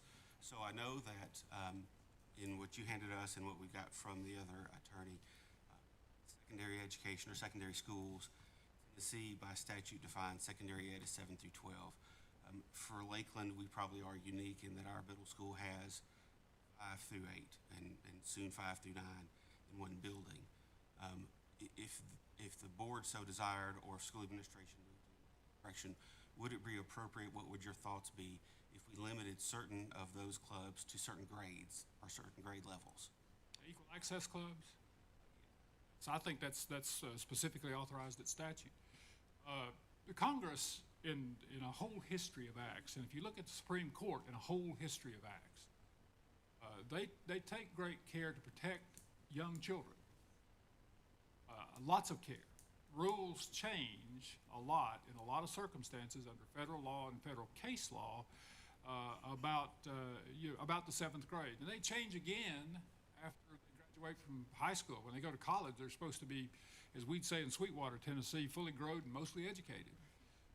It changes again. So if you follow the history of the case law and the history of the rules and regulations, there are strata of grades that have different rights and responsibilities and obligations. The Equal Access Act specifically applies to whatever our state defines as secondary education. If you say an Equal Access Act club is not going to exist in 6th grade, you're well within your right to say that. Childs. Understanding is the clubs would have to be treated the same. So if you said for this club that it would only be grade 7 and up, would that be the same for any other equal access club? Yes. Okay. Yes. About the Beta Club. Would the Beta Club fall into that category or not? The Beta Club is a non-curriculum based club. That's what gives you your limited open forum, and you're gonna have a sponsor there. If you want to limit Beta Club activities, there is, and by the way, I looked at this. There's a National Honor Society, an elementary school honor society that's authorized. You folks may participate in that. That is a curriculum-based club because the first one of their issues in their constitution is scholastic ability, is academic ability. And then there's a National Honor Society for secondary schools as well. That clearly is a curriculum-based club. So both of those are. But Beta Club is a service organization. You could limit the grade level of the grade bands within which Beta Club operates. I candidly don't know what grade levels they operate in. Is there a Beta Club for elementary schools? I don't. Clearly, I wasn't a member. Yeah. I guess my question would be, could you limit, let's say, FCS to 7th and 8th grade, Beta Club 6 through 8? If that's what you wish to do, yes. And it's a curriculum-based. It is a non-curriculum-based club. School-sponsored club. Yeah, it's not school-sponsored, but it's not an equal access club. So then the question becomes, you're treating all equal access clubs the same. For example, yes. FCS and Allies and Diversity would have to be treated exactly the same. Yes. Is that correct? Yes. Burnett. So my final question relates to when we talk about advertisements, and again, you specifically gave us that bulletin boards, electronic means, decided to limit non-curricular clubs to grades 7 through 12, or 7 through 8, and eventually 7 through 12. Would your be advice on those advertisements, given that sixth grade is also in that same building and fifth grade. So would we limit those bulletin board postings to specific areas so that only members of those grades could see them? You don't make those determinations based on grades. You make those determinations based on where the club applies. So you're a member of the Beta Club's from 7 to 12. The Beta Club has access to the bulletin boards, the electronic bulletin boards, public address system, free pictures in the annuals, the right to have newspaper articles and things like that. So base it on the club itself, not on the grade itself. And you just, that way you keep it nice and clean.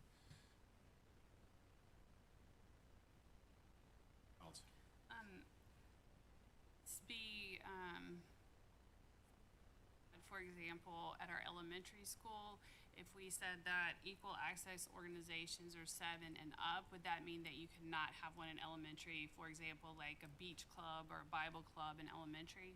Tennessee is a Dillon rule state, and all the lawyers in the room just groaned because nobody thinks about Dillon rule except guys who practice education law.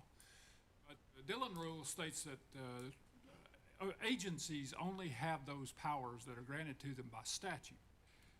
And if the agency does not have that power that's granted to them by a statute somewhere, or by a rule or regulation, the agency doesn't have it. It just doesn't have the power.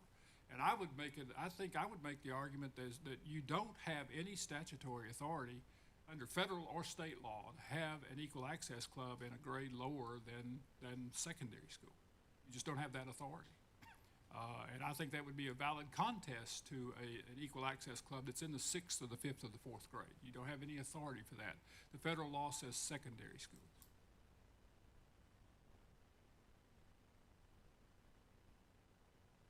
I'm not sure I totally understand that answer. Like, I hear what you're saying, that there's not necessarily an authority to do that, but frankly, like, lots of elementary schools have had, they have had things like that, but you're just saying, well, it shouldn't just happen. to clarify, the beach club is, you're saying the religious club.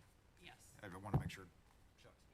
Yeah, and if somebody calls my office tomorrow, my first answer to that question usually is, do you want me to answer that question? And then the second answer is, let me tell you what's about to happen to you, because I figure when I say that, I've got your attention. Then the third is, what does the law allow you to do? What does the law say you can do? And if you don't have any statutory authority for that, then in words that we use in East Tennessee, you're on your own. You set up a Bible club in the 6th grade, which is outside the Equal Access Act. How are you going to deny the existence of any other club that's also an equal access club? Because discrimination is treating similarly situated people differently. You get yourself in a position of having to take a hard look at the clubs that you're allowing to exist and those you're not allowing to exist. What statutory authority do you have to do either of those? Following the law is always a good remedy. It's better than Rolaids.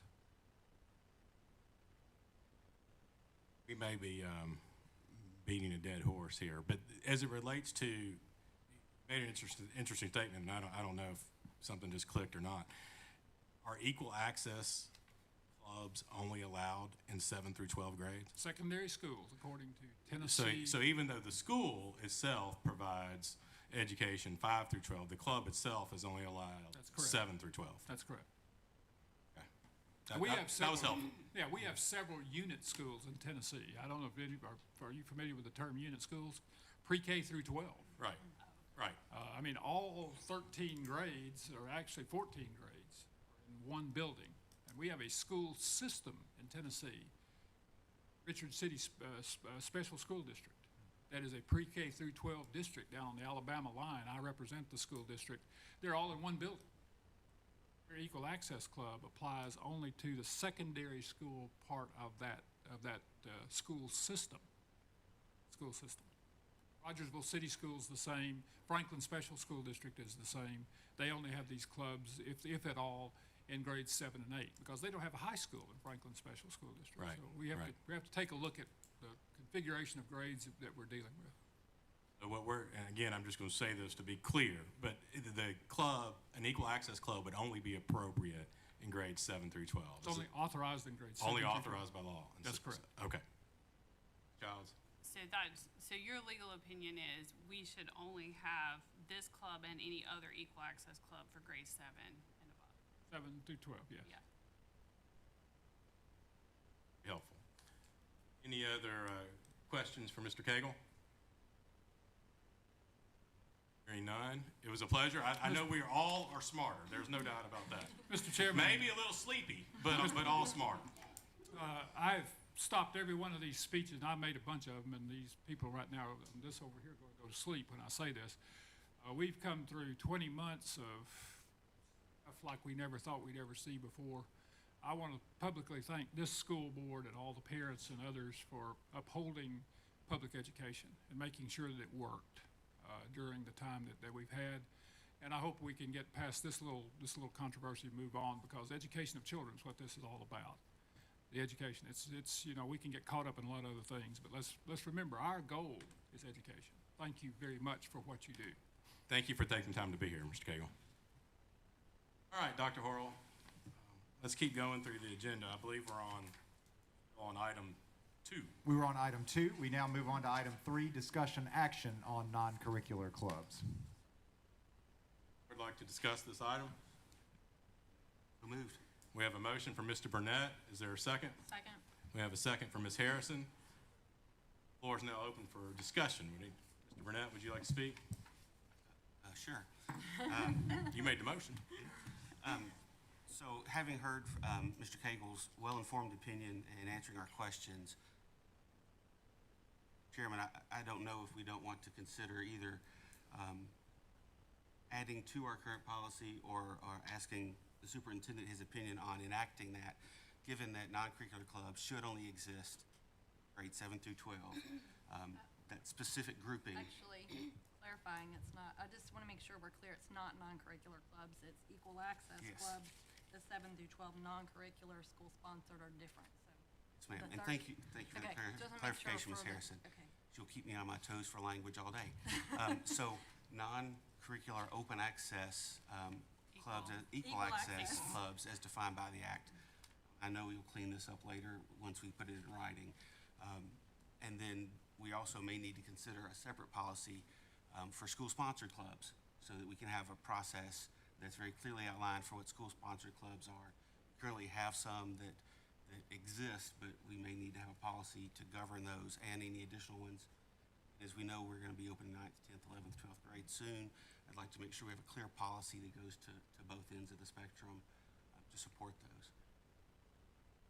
I would like us to consider that. I do have a brief statement I'd like to make. In December, a lot of you are in the room tonight that were here in December in both meetings. Several of you who were here tonight that weren't here last time.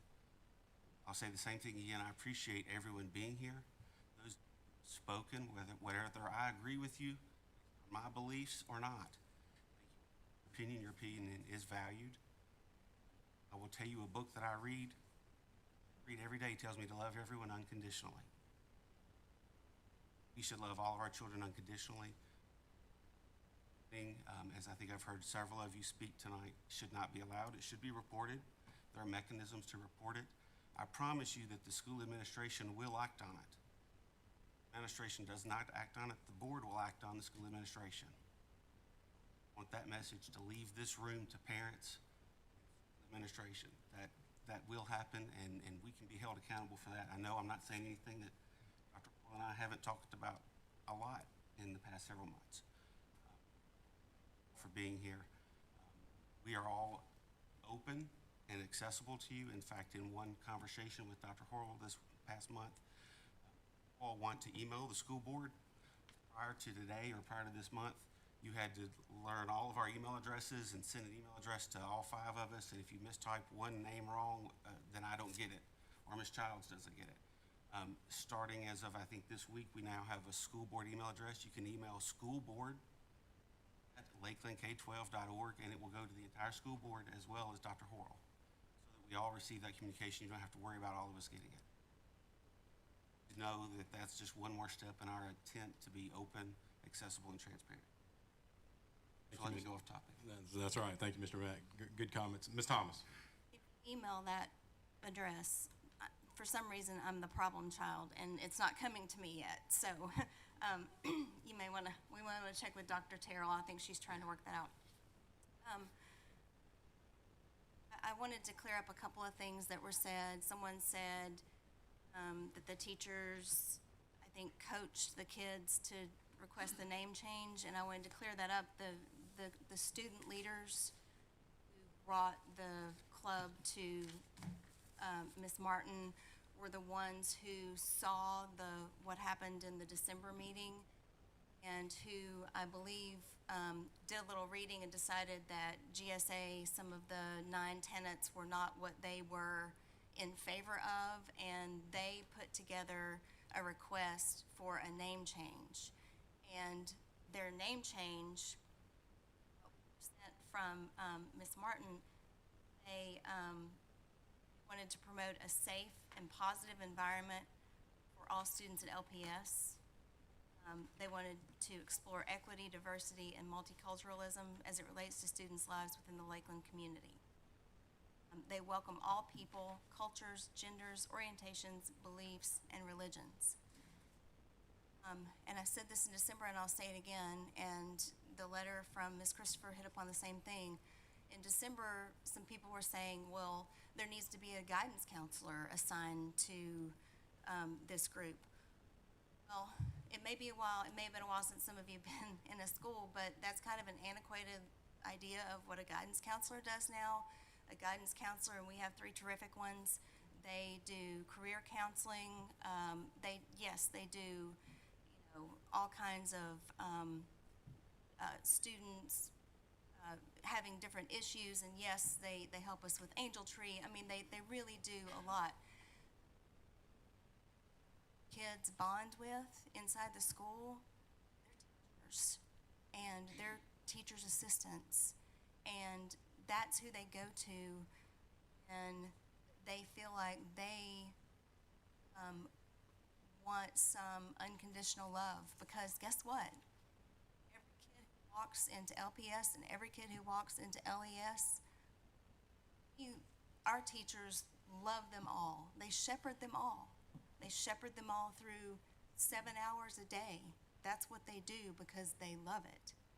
And so I want to say, yes, this is what the law says, but what we should want is to treat all of our kids like they're all of our kids. Not just some, but all of them. We need to love all of our kids. We need to provide a place for all of our kids. And the fact that these kids came to school leadership and said, we need this, is powerful. And I wasn't going to share this, but I think I will, and I've told some board members. So I taught for 13 years. My very first year of teaching, way back right after the earth cooled, in the early 90s, was at an inner city school. And I had freshman English, I had juniors and seniors. And I was just an animated person, if you can't tell the way I talk with my hands. But my kids were my kids, and I referred to them as my kids the entire time that I was teaching, because I felt like they were my children. One of them stopped me one day and gave me a note. And if you're a teacher, you have a box or an envelope or a can or a jar or something where you keep all those mementos that are precious to you. That note is in my little box. That note told me that because I hugged this boy all the way out of my class, he decided not to go home and kill himself. You all, what kids go through in school, it's real. It's not just bullying about genders. It's not just bullying about, sexual orientation, none of that. It's every little thing. And if it's been a while since you've been in middle school, it is real. It is real. And I would hate for us to think that this group wants to get together and talk and maybe share, their parents are going to have to sign permission slips. I think that's part of our process now. Parents are going to know, but sometimes parents may not be the ones who can provide that love and support as much as somebody who says, I get it. Get you, I got you, come here, let's talk. Middle schoolers, someone else said they're talking about this stuff. Guys, they're talking about it. Whether you know it or not, they're talking about it. So, you should keep in mind, we have 1,900-ish kids in our school system, and they are all our kids, all of them.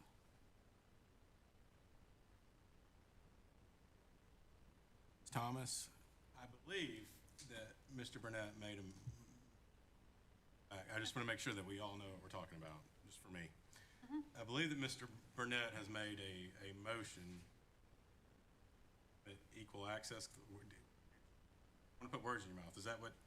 I don't know that I made a specific motion, but I would say I think we should consider. So I can, after Ms. Harrison's comments, I will be happy to make a formal motion.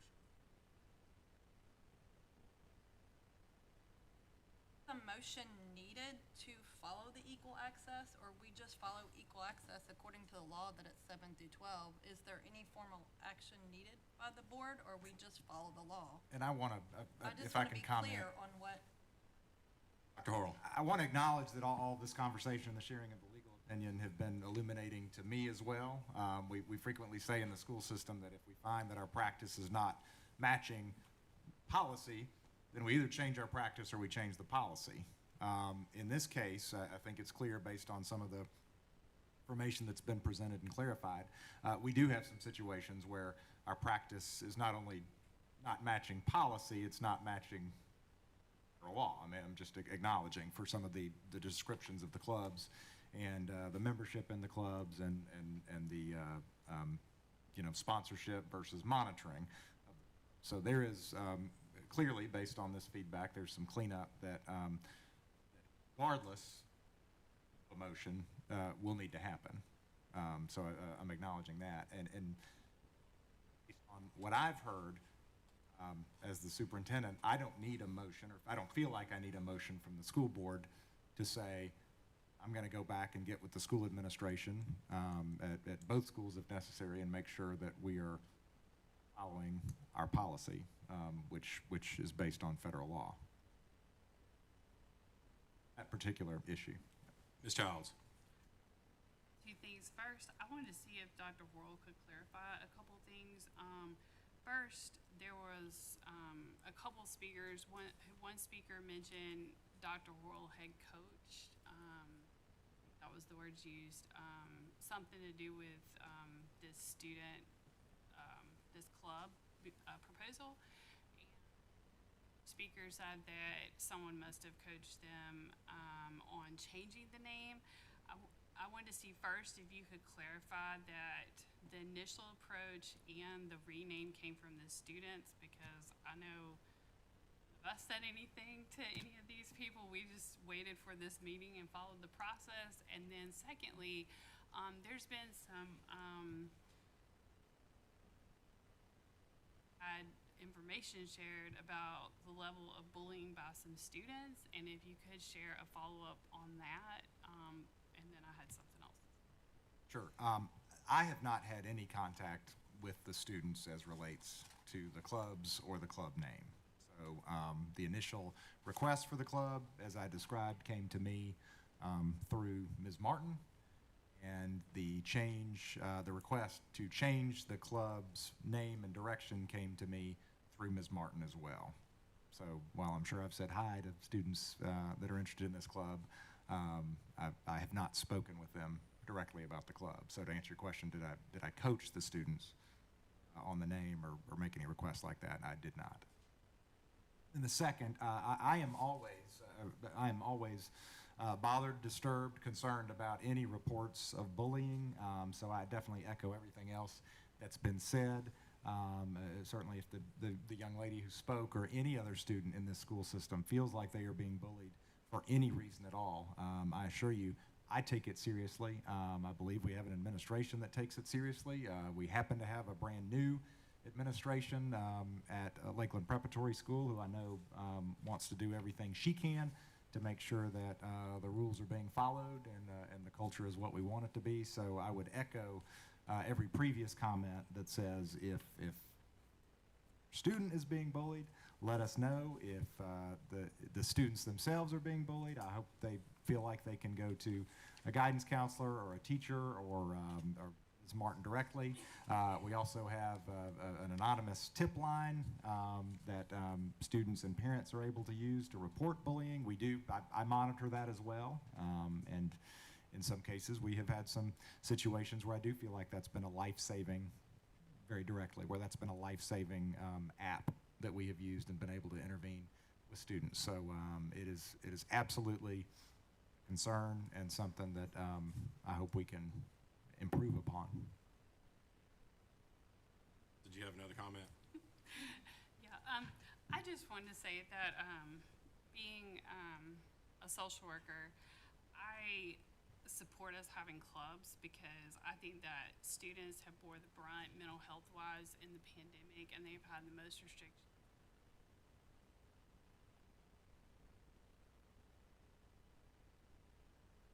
Or any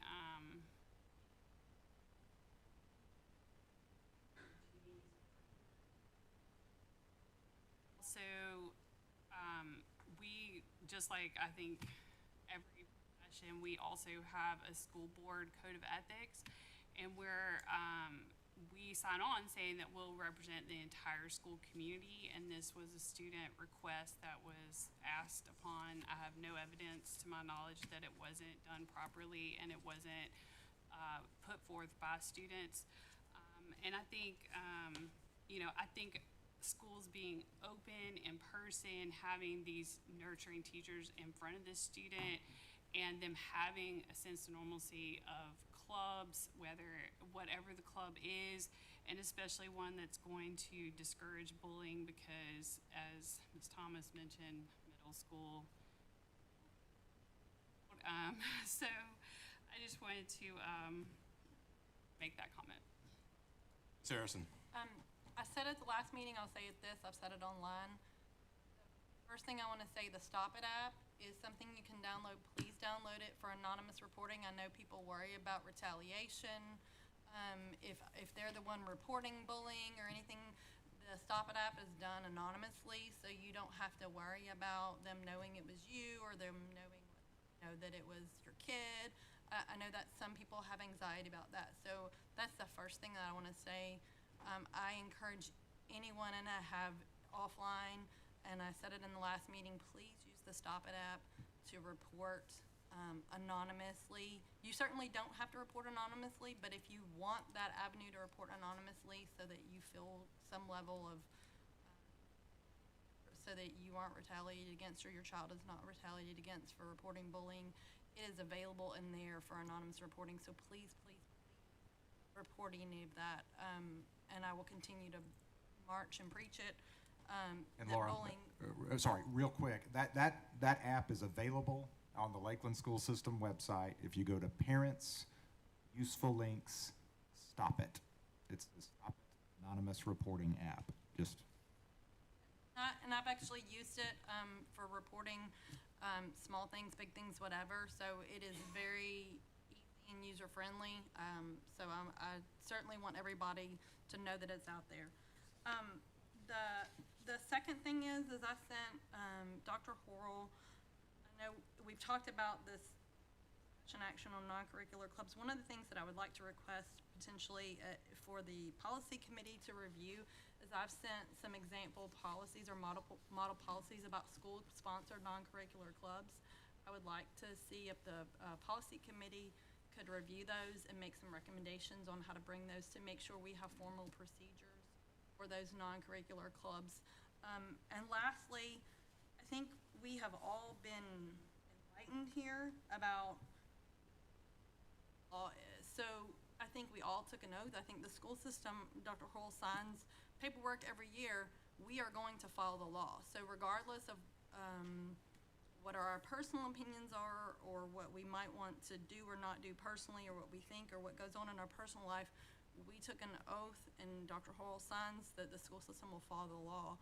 And I think, like you said, we do have some shoring up and cleaning up to do some things to make sure we are adhering to federal law, and I think we will enact those very quickly. And I think, you know, this has been very important for us to go through so that we are following the law, know what we should be doing. And I'm very thankful this board took the initiative to get very in-depth with this, so we knew the right direction and knew what we should be doing in relation to the different types of clubs and how to handle this. I want to ask for clarity. We don't need action to follow federal law. I mean, is that my understanding that we don't? I mean, certainly I'm not saying we shouldn't take action, but we don't need action to follow federal law, correct? I think you're right, but I also think we need to modify our policy to reflect it. I think regardless of what our policy says, we're required to follow federal law. So I think you're correct in a sense that we need to follow it, but we also need to amend our policies to make sure they accurately reflect it. So that's my expectation, Dr. Horrell, would be to see a policy in February probably separates equal access clubs and says they're only allowable in secondary bandwidths, grade bandwidths, which would be 7 through 12, and then a different category for school-sponsored non-curricular clubs, and a different category for curricular clubs.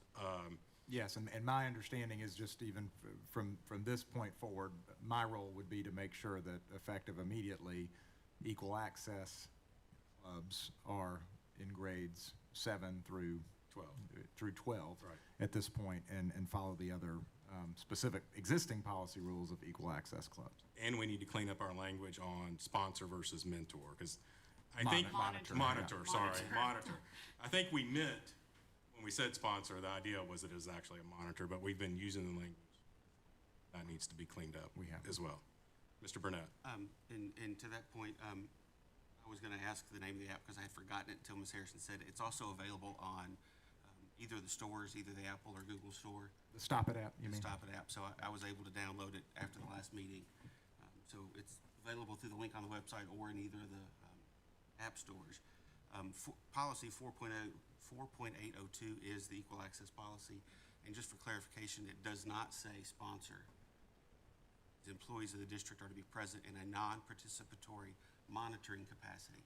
So while we may have an opportunity to further edify that through some policy modifications, I think we've been using the term sponsor some, but the policy doesn't say the word sponsor. And I'll take Ms. Harrison's guidance or opinion too. I know I volunteered to take over the coordination for the policy committee. I said it last time, I may regret that.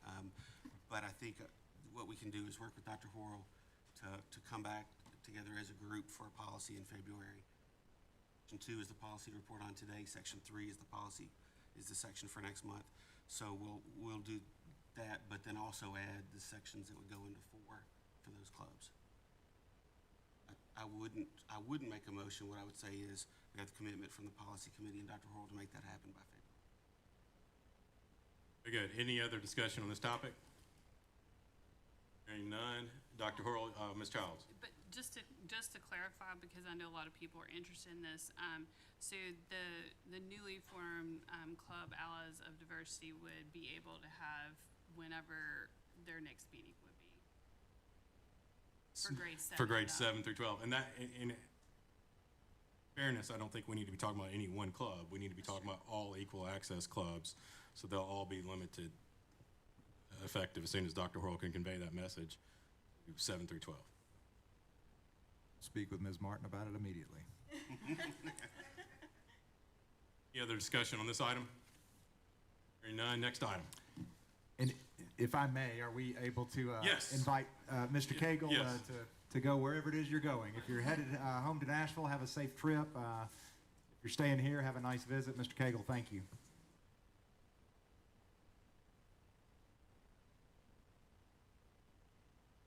Everybody just a minute to Okay.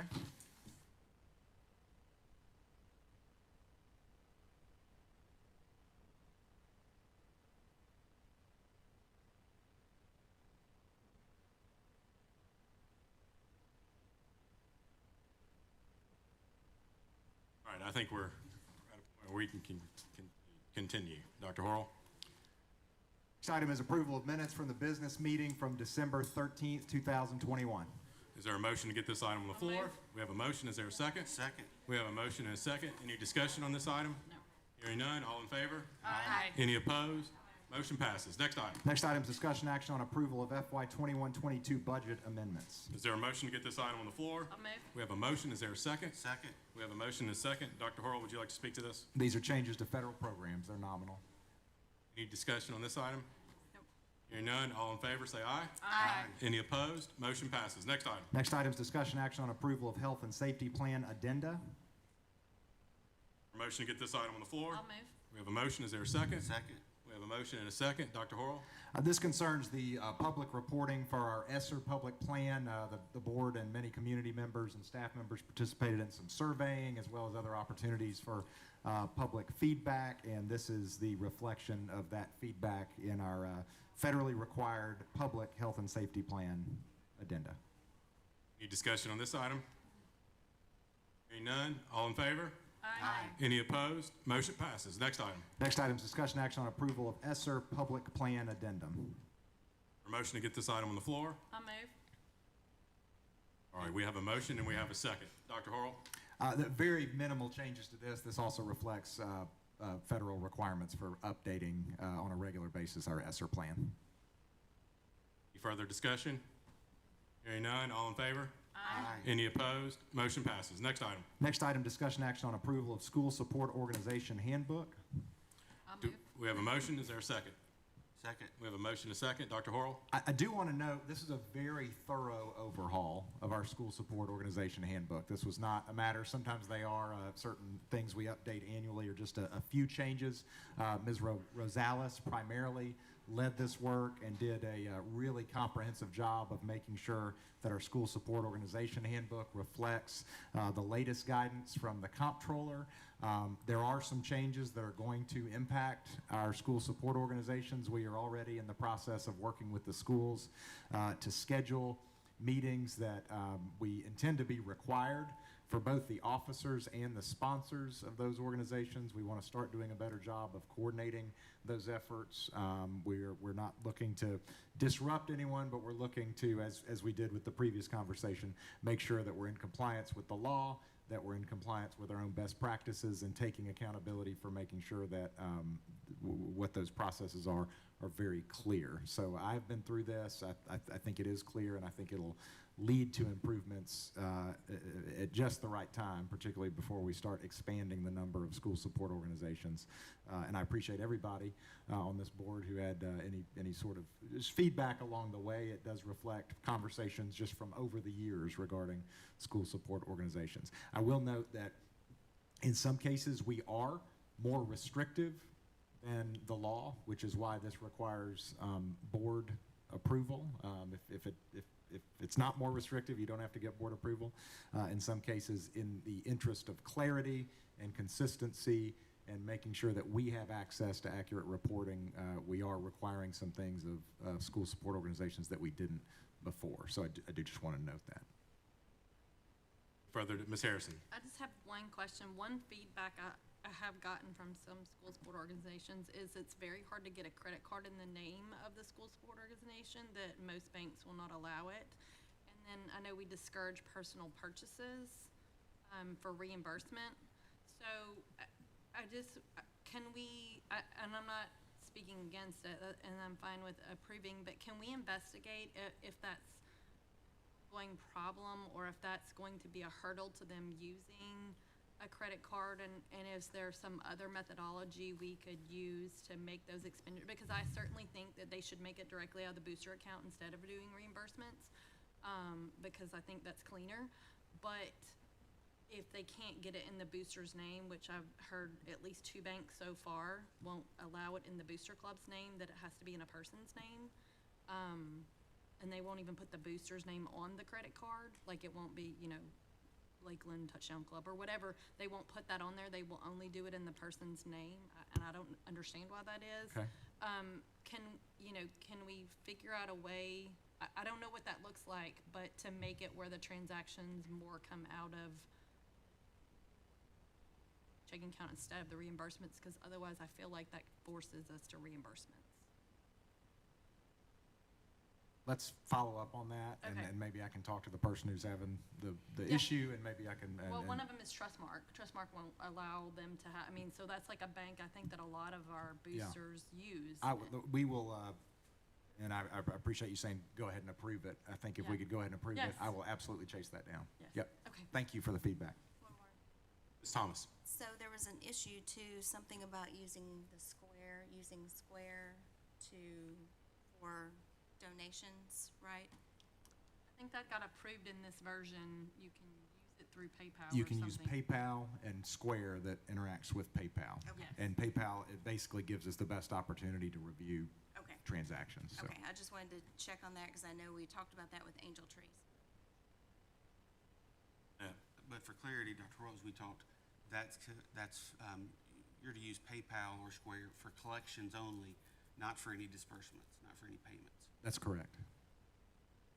It should be done through the bank account, yeah. And I don't think I've ever read it in here, but I have a kind of a logistical question. I know they do like a cash box or whatever at events. So when they do a check for cash and it's, and you've got two officers' signature, that's an okay process. Yeah. As long as it goes back in the account. Checks are always okay, Okay, yeah. I just yeah. wanted to make sure that, okay. Yep. Any further comments or discussion? All in favor, say aye. Aye. Any opposed? Motion passes. Next item. Next item is discussion action on high school job descriptions. Is there a motion to get this item on the floor? move. We have a motion. Is there a second? Second. We have a motion and a second. Dr. Horrell?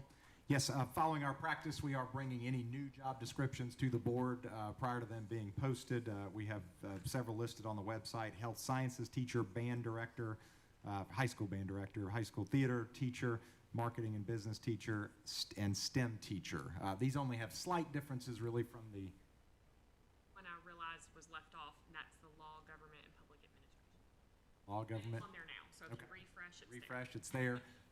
These are, they're very similar to the overall job descriptions reflect the existing teacher job descriptions, but there is some specificity to these particular positions. And thank you to Ms. Martin and Ms. Decker for doing the lion's share of the work on these and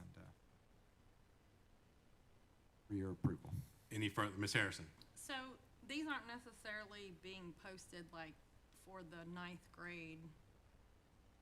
Could be posted for later grades, for the 9th grade coming on board, because I was trying to think of the classes we'd be offering that would have some of these, and What we're trying to do is cast a wide net, both in terms of what we might post. We've had some conversations about possibly posting all of these positions and seeing what kind of applicants we get back, and seeing if those applicants' qualifications might be a fit where they could be hired now. But definitely, board approving them doesn't necessarily mean that we will hire one for each of those positions. essentially, we could have where if we get an applicant for the health sciences, we could start the nursing focus area or health sciences focus area next year if we have the right applicant or whatever, waiting a year until we have 9th and 10th graders to start like a health sciences focus area. That's potentially. Correct, for okay. example, and if you get the right candidate who may also have a nursing background, that candidate may teach health sciences 1 or 2 periods a day and assist in the clinic other periods of day. So as we grow this thing, we're just going to kind of see who's out there, see who's interested, and see what's a good fit for our program. But yes. Okay, so this is the most exciting thing I've seen all night. It's very exciting. Yes. Any other comments or discussion? How exciting, but my heart monitor told me my heart rate was up on agenda item 1 and 2 once or twice. All in favor? Aye. Any opposed? Motion passes. Next item. Next item, discussion action on election of school board chairman and vice chairman per policy 1.200. This is something we do annually. We'll take these one at a time. Are there any nominations for school board chairman?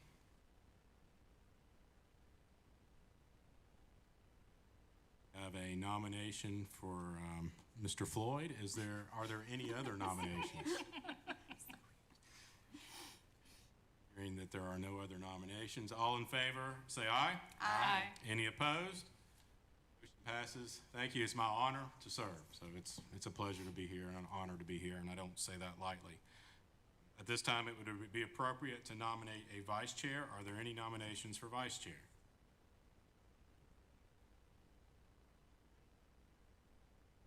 A nomination for Ms. Harrison. Are there any other nominations? Hearing none, all in favor of Ms. Harrison, say aye. Aye.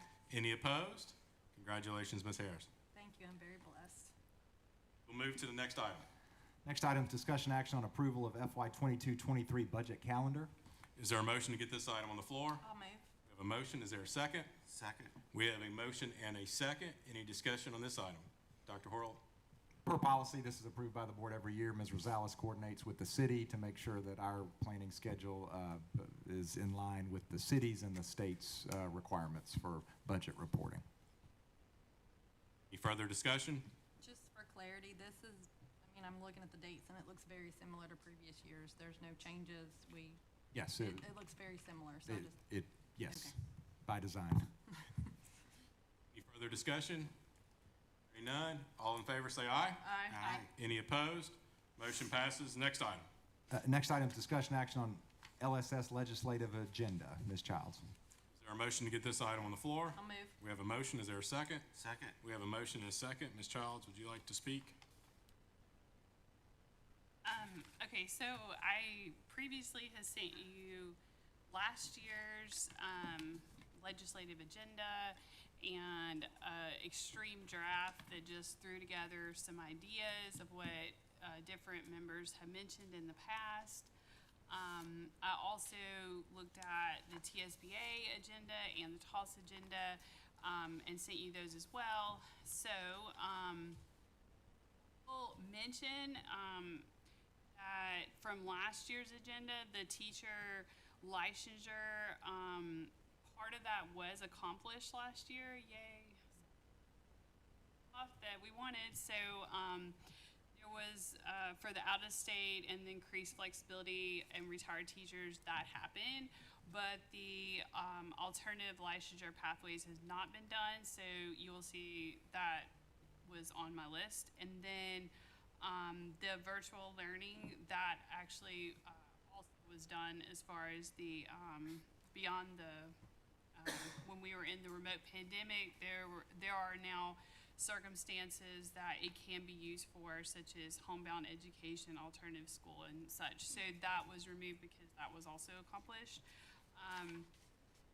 So the ones that were mentioned that got a lot of conversation at TSBA, I know Ms. Thomas was there for it, was having a different option for the third grade retention beyond the TCAP, which was not designed to be a literacy test, because as you know, the law will change in the future where quite a number of third graders may be held back the way the law is currently written.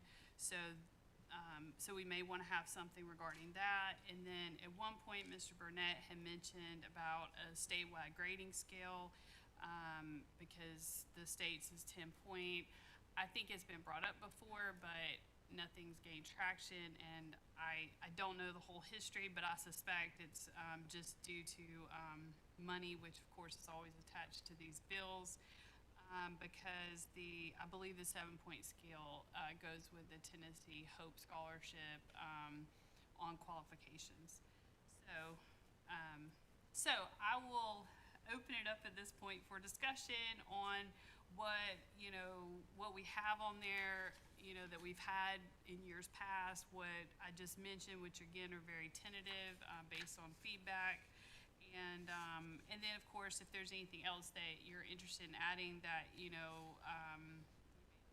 on someone else's or TSBA or TOS. Discussion on this item? Ms. Thomas? One of the things that we voted on at the delegate assembly, I think it would be great to add that, and it's about of assessments for measurements of growth and achievement. Benchmark? Well, yeah, we use benchmarks now, but using them as a way to measure growth and proficiency, I mean, we're using them now. give us feedback on what the kids are being taught, if they're learning what they're being taught. But the TSBA's position was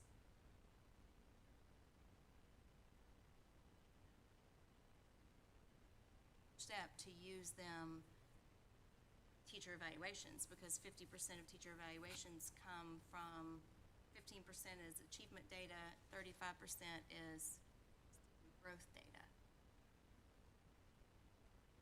Gotcha, Both I of see. those, do you remember those that we? Yeah, no, I'm just specifically looking at the TSBA one I printed out. So, Yeah. yeah, so they have one that's under teacher evaluations. TSBA urges the General Assembly to require the State Board of Education to create a teacher evaluation system.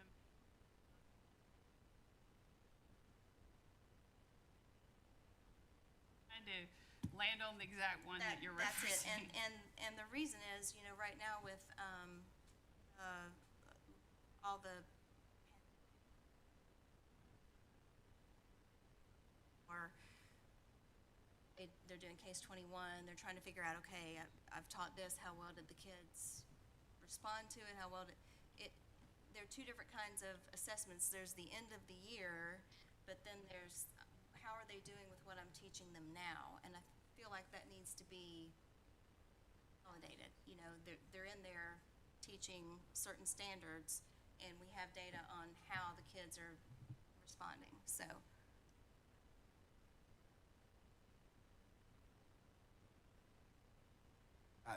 Maybe this is just a question I have about it.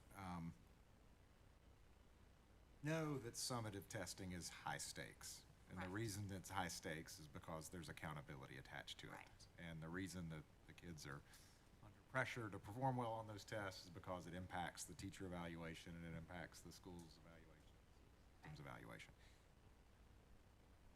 I guess I'm just posing the question, do we risk informative assessments into high stakes assessments? They're now linked evaluation. Whereas currently we say, these are formative, we're just trying to figure out what you learn, this is not high stakes, do your best, you know. It's just a thought. I mean, it's sort of on the philosophical approach to formative assessment.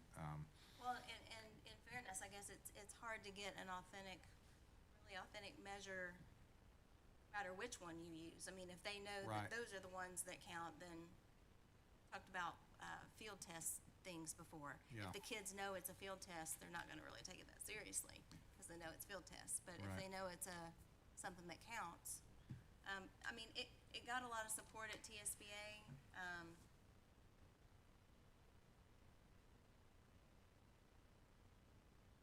Asking this, so a formative assessment is, it then would they then, my concern is this, I'm not saying I'm against it, but my concern, would they then try to change it to like a summative assessment where it counts as a percentage of the student's grade? Because that one is available during the school year, whereas the other one, like right now we have, if you get the TN ready back within a certain amount of time, then it counts as a percentage of the student's grade. Whereas if you don't have it back, you can't count it as a percentage of the student's grade. Well, these would be through the year. So then you potentially are forced into counting them as part of the student's grade. You just could have, the caution is you could open Pandora's box. Make those where, oh, you're gonna take a test now the first 9 weeks and the second 9 weeks and the third 9 weeks and the fourth 9 weeks. It all count towards a percentage of your grade by state mandate instead of understand where your learning is at or not at and where we need to work with you on the standards. So there's a risk reward that we probably need to.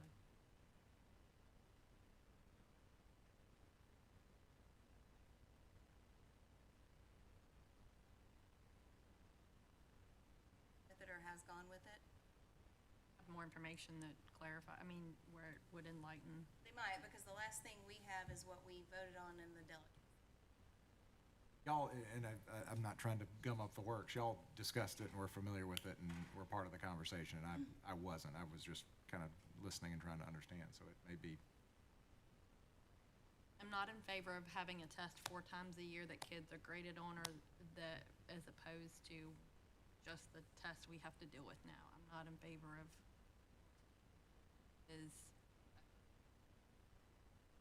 high stakes. So if it leads towards that, or it could open the Pandora's, I'm very cautious to not go down that path. But I don't know the intent, and like I Yeah. said, I wasn't there, so I don't know the intent, and I don't know where they're going with it. And were they talking about, were they talking about tests like the case test, or were they talking about like easy CBM?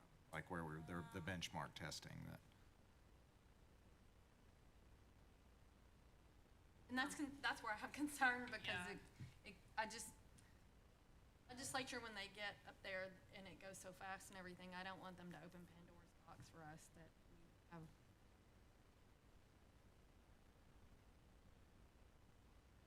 The ripple effect is, we have something else we have to come up with to take the place of. Yes. And it could be that then, and again, it is kind of vague, and, you know, I think they're trying to take it off of the one, you know, I get the intent, but I'm not sure if they'll then tell us what benchmark we have to use either. So I'm not sure if it might, it could change if, legislature does this. I'm not really sure, so. I will say, you know, it may not be able to be done tonight, but we don't meet again until February. So if it is possible, that we could approve it, just so we have it, when we go in February to, you know, that we can give our legislators a little bit advance notice of the legislative agenda. I do want to ask you, about the other pieces.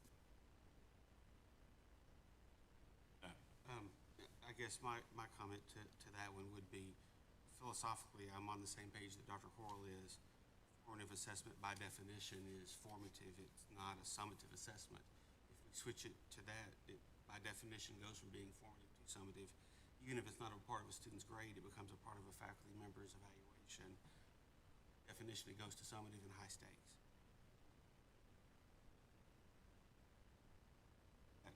And then to what Ms. Harrison said, adding in what Pandora's box have we opened? Much as I love some of our state legislators, of them clearly need some education about education.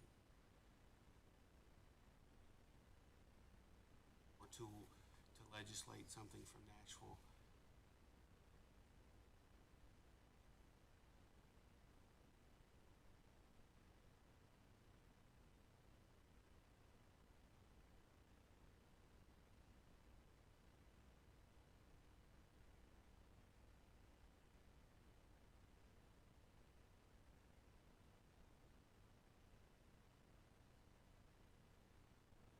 Or maybe thought better of it too for similar reasons that.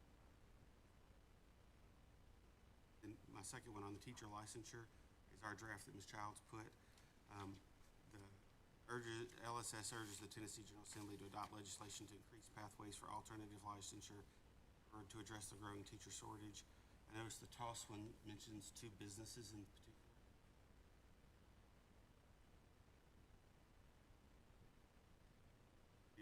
Comma, especially in career and technology education.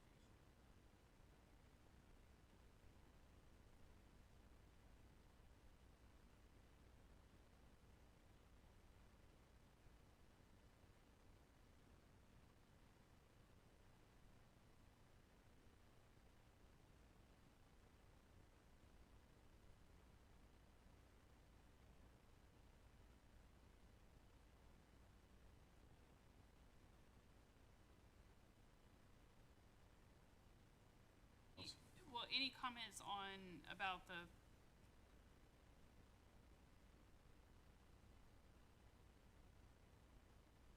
You do. Yes. Yes. because I know Arlington and Germantown had even submitted their own,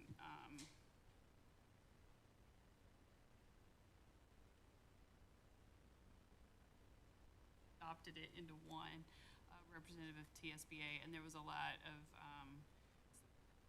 amongst board members, at that. We've advocated for that as well in our calls last year even. That's true. So do you want to add it or hold off on a different year? But it was mentioned by Mr. Burnett at one point about the grading scale.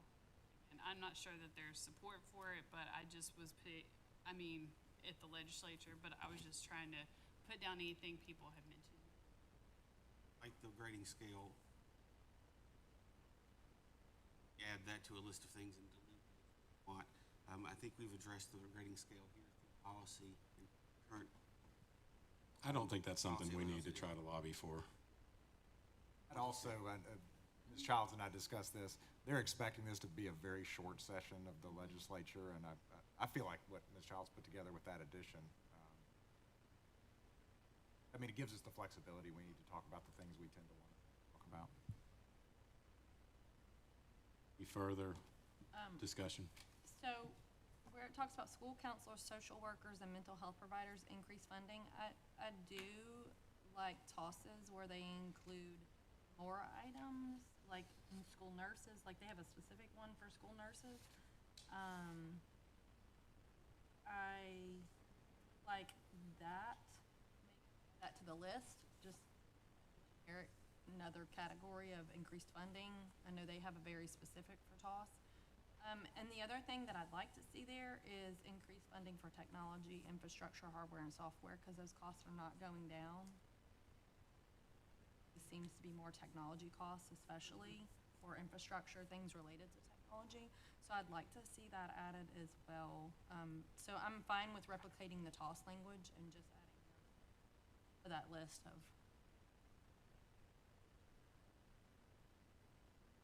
Any nurses that you want to put, a metric for school counselors, social workers, and mental health providers So as I well? wasn't, so to incorporate it into our existing language, I was just gonna say LSS supports increased funding for school counselors, social workers, mental health providers, and nurses, so that it just, Oh, gotcha, okay. and then adding a line for support increased funding for technology, infrastructure, hardware, and software. Objection to As those a- changes? As a fourth bullet under education Yes, fundings, which one? yes. It's proposed changes. Hearing none, we'll consider it amended. Any further discussion on this item?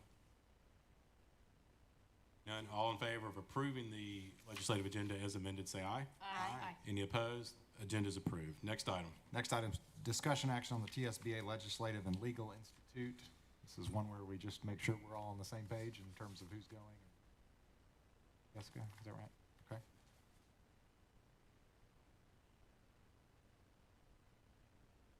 Remind us when the deadline is so that the board knows if.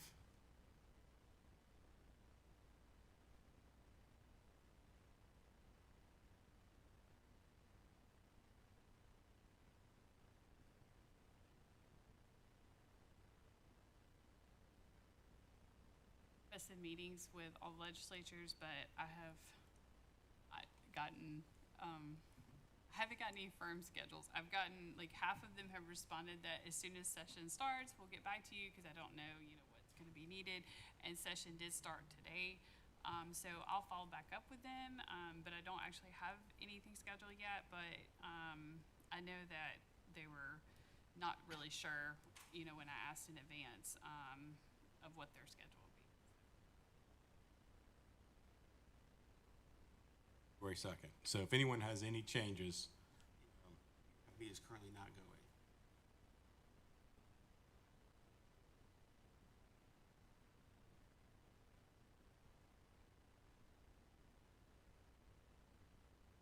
anybody has any changes, get them to Ms. Millspaw before, let's just say February 1st, so that she has time by the end of the month, January 31st. Ms. Harrison. And just later, can you send me an email, make sure I've signed up to go? I don't know if I've even. I have registered everyone and have secured hotel rooms for everyone.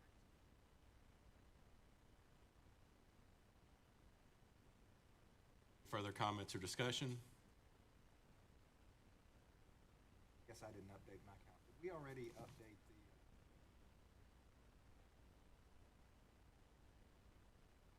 Seventh, we have one Okay. meeting. Okay. We have one meeting.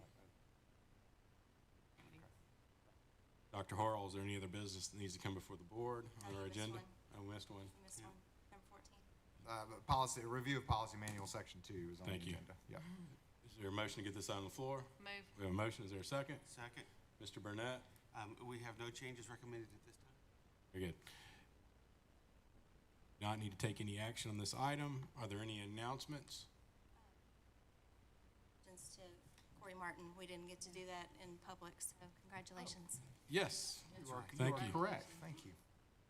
Well deserved. Well deserved. Everybody left, but That's right. I'm sure it's a shared, sentiment. Is there a motion to adjourn? Well, I have another announcement. The PTA auction date has been announced, so that's important.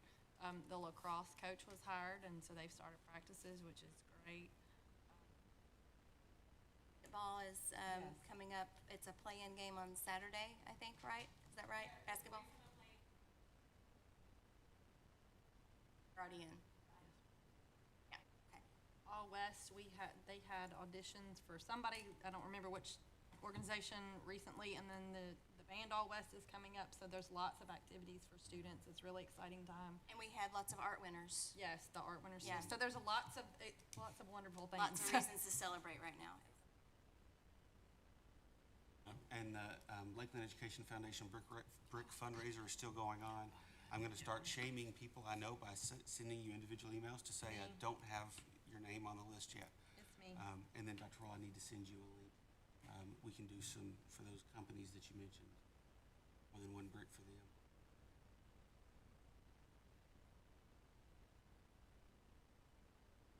Is there a motion to adjourn? We have a motion. Is there a second? Second. We have a motion and a second. All in favor? Aye. Any opposed? We are adjourned. Since there's no national championship games on tonight. I'm gonna stop the live stream. Let me stop the live. Hey, guys.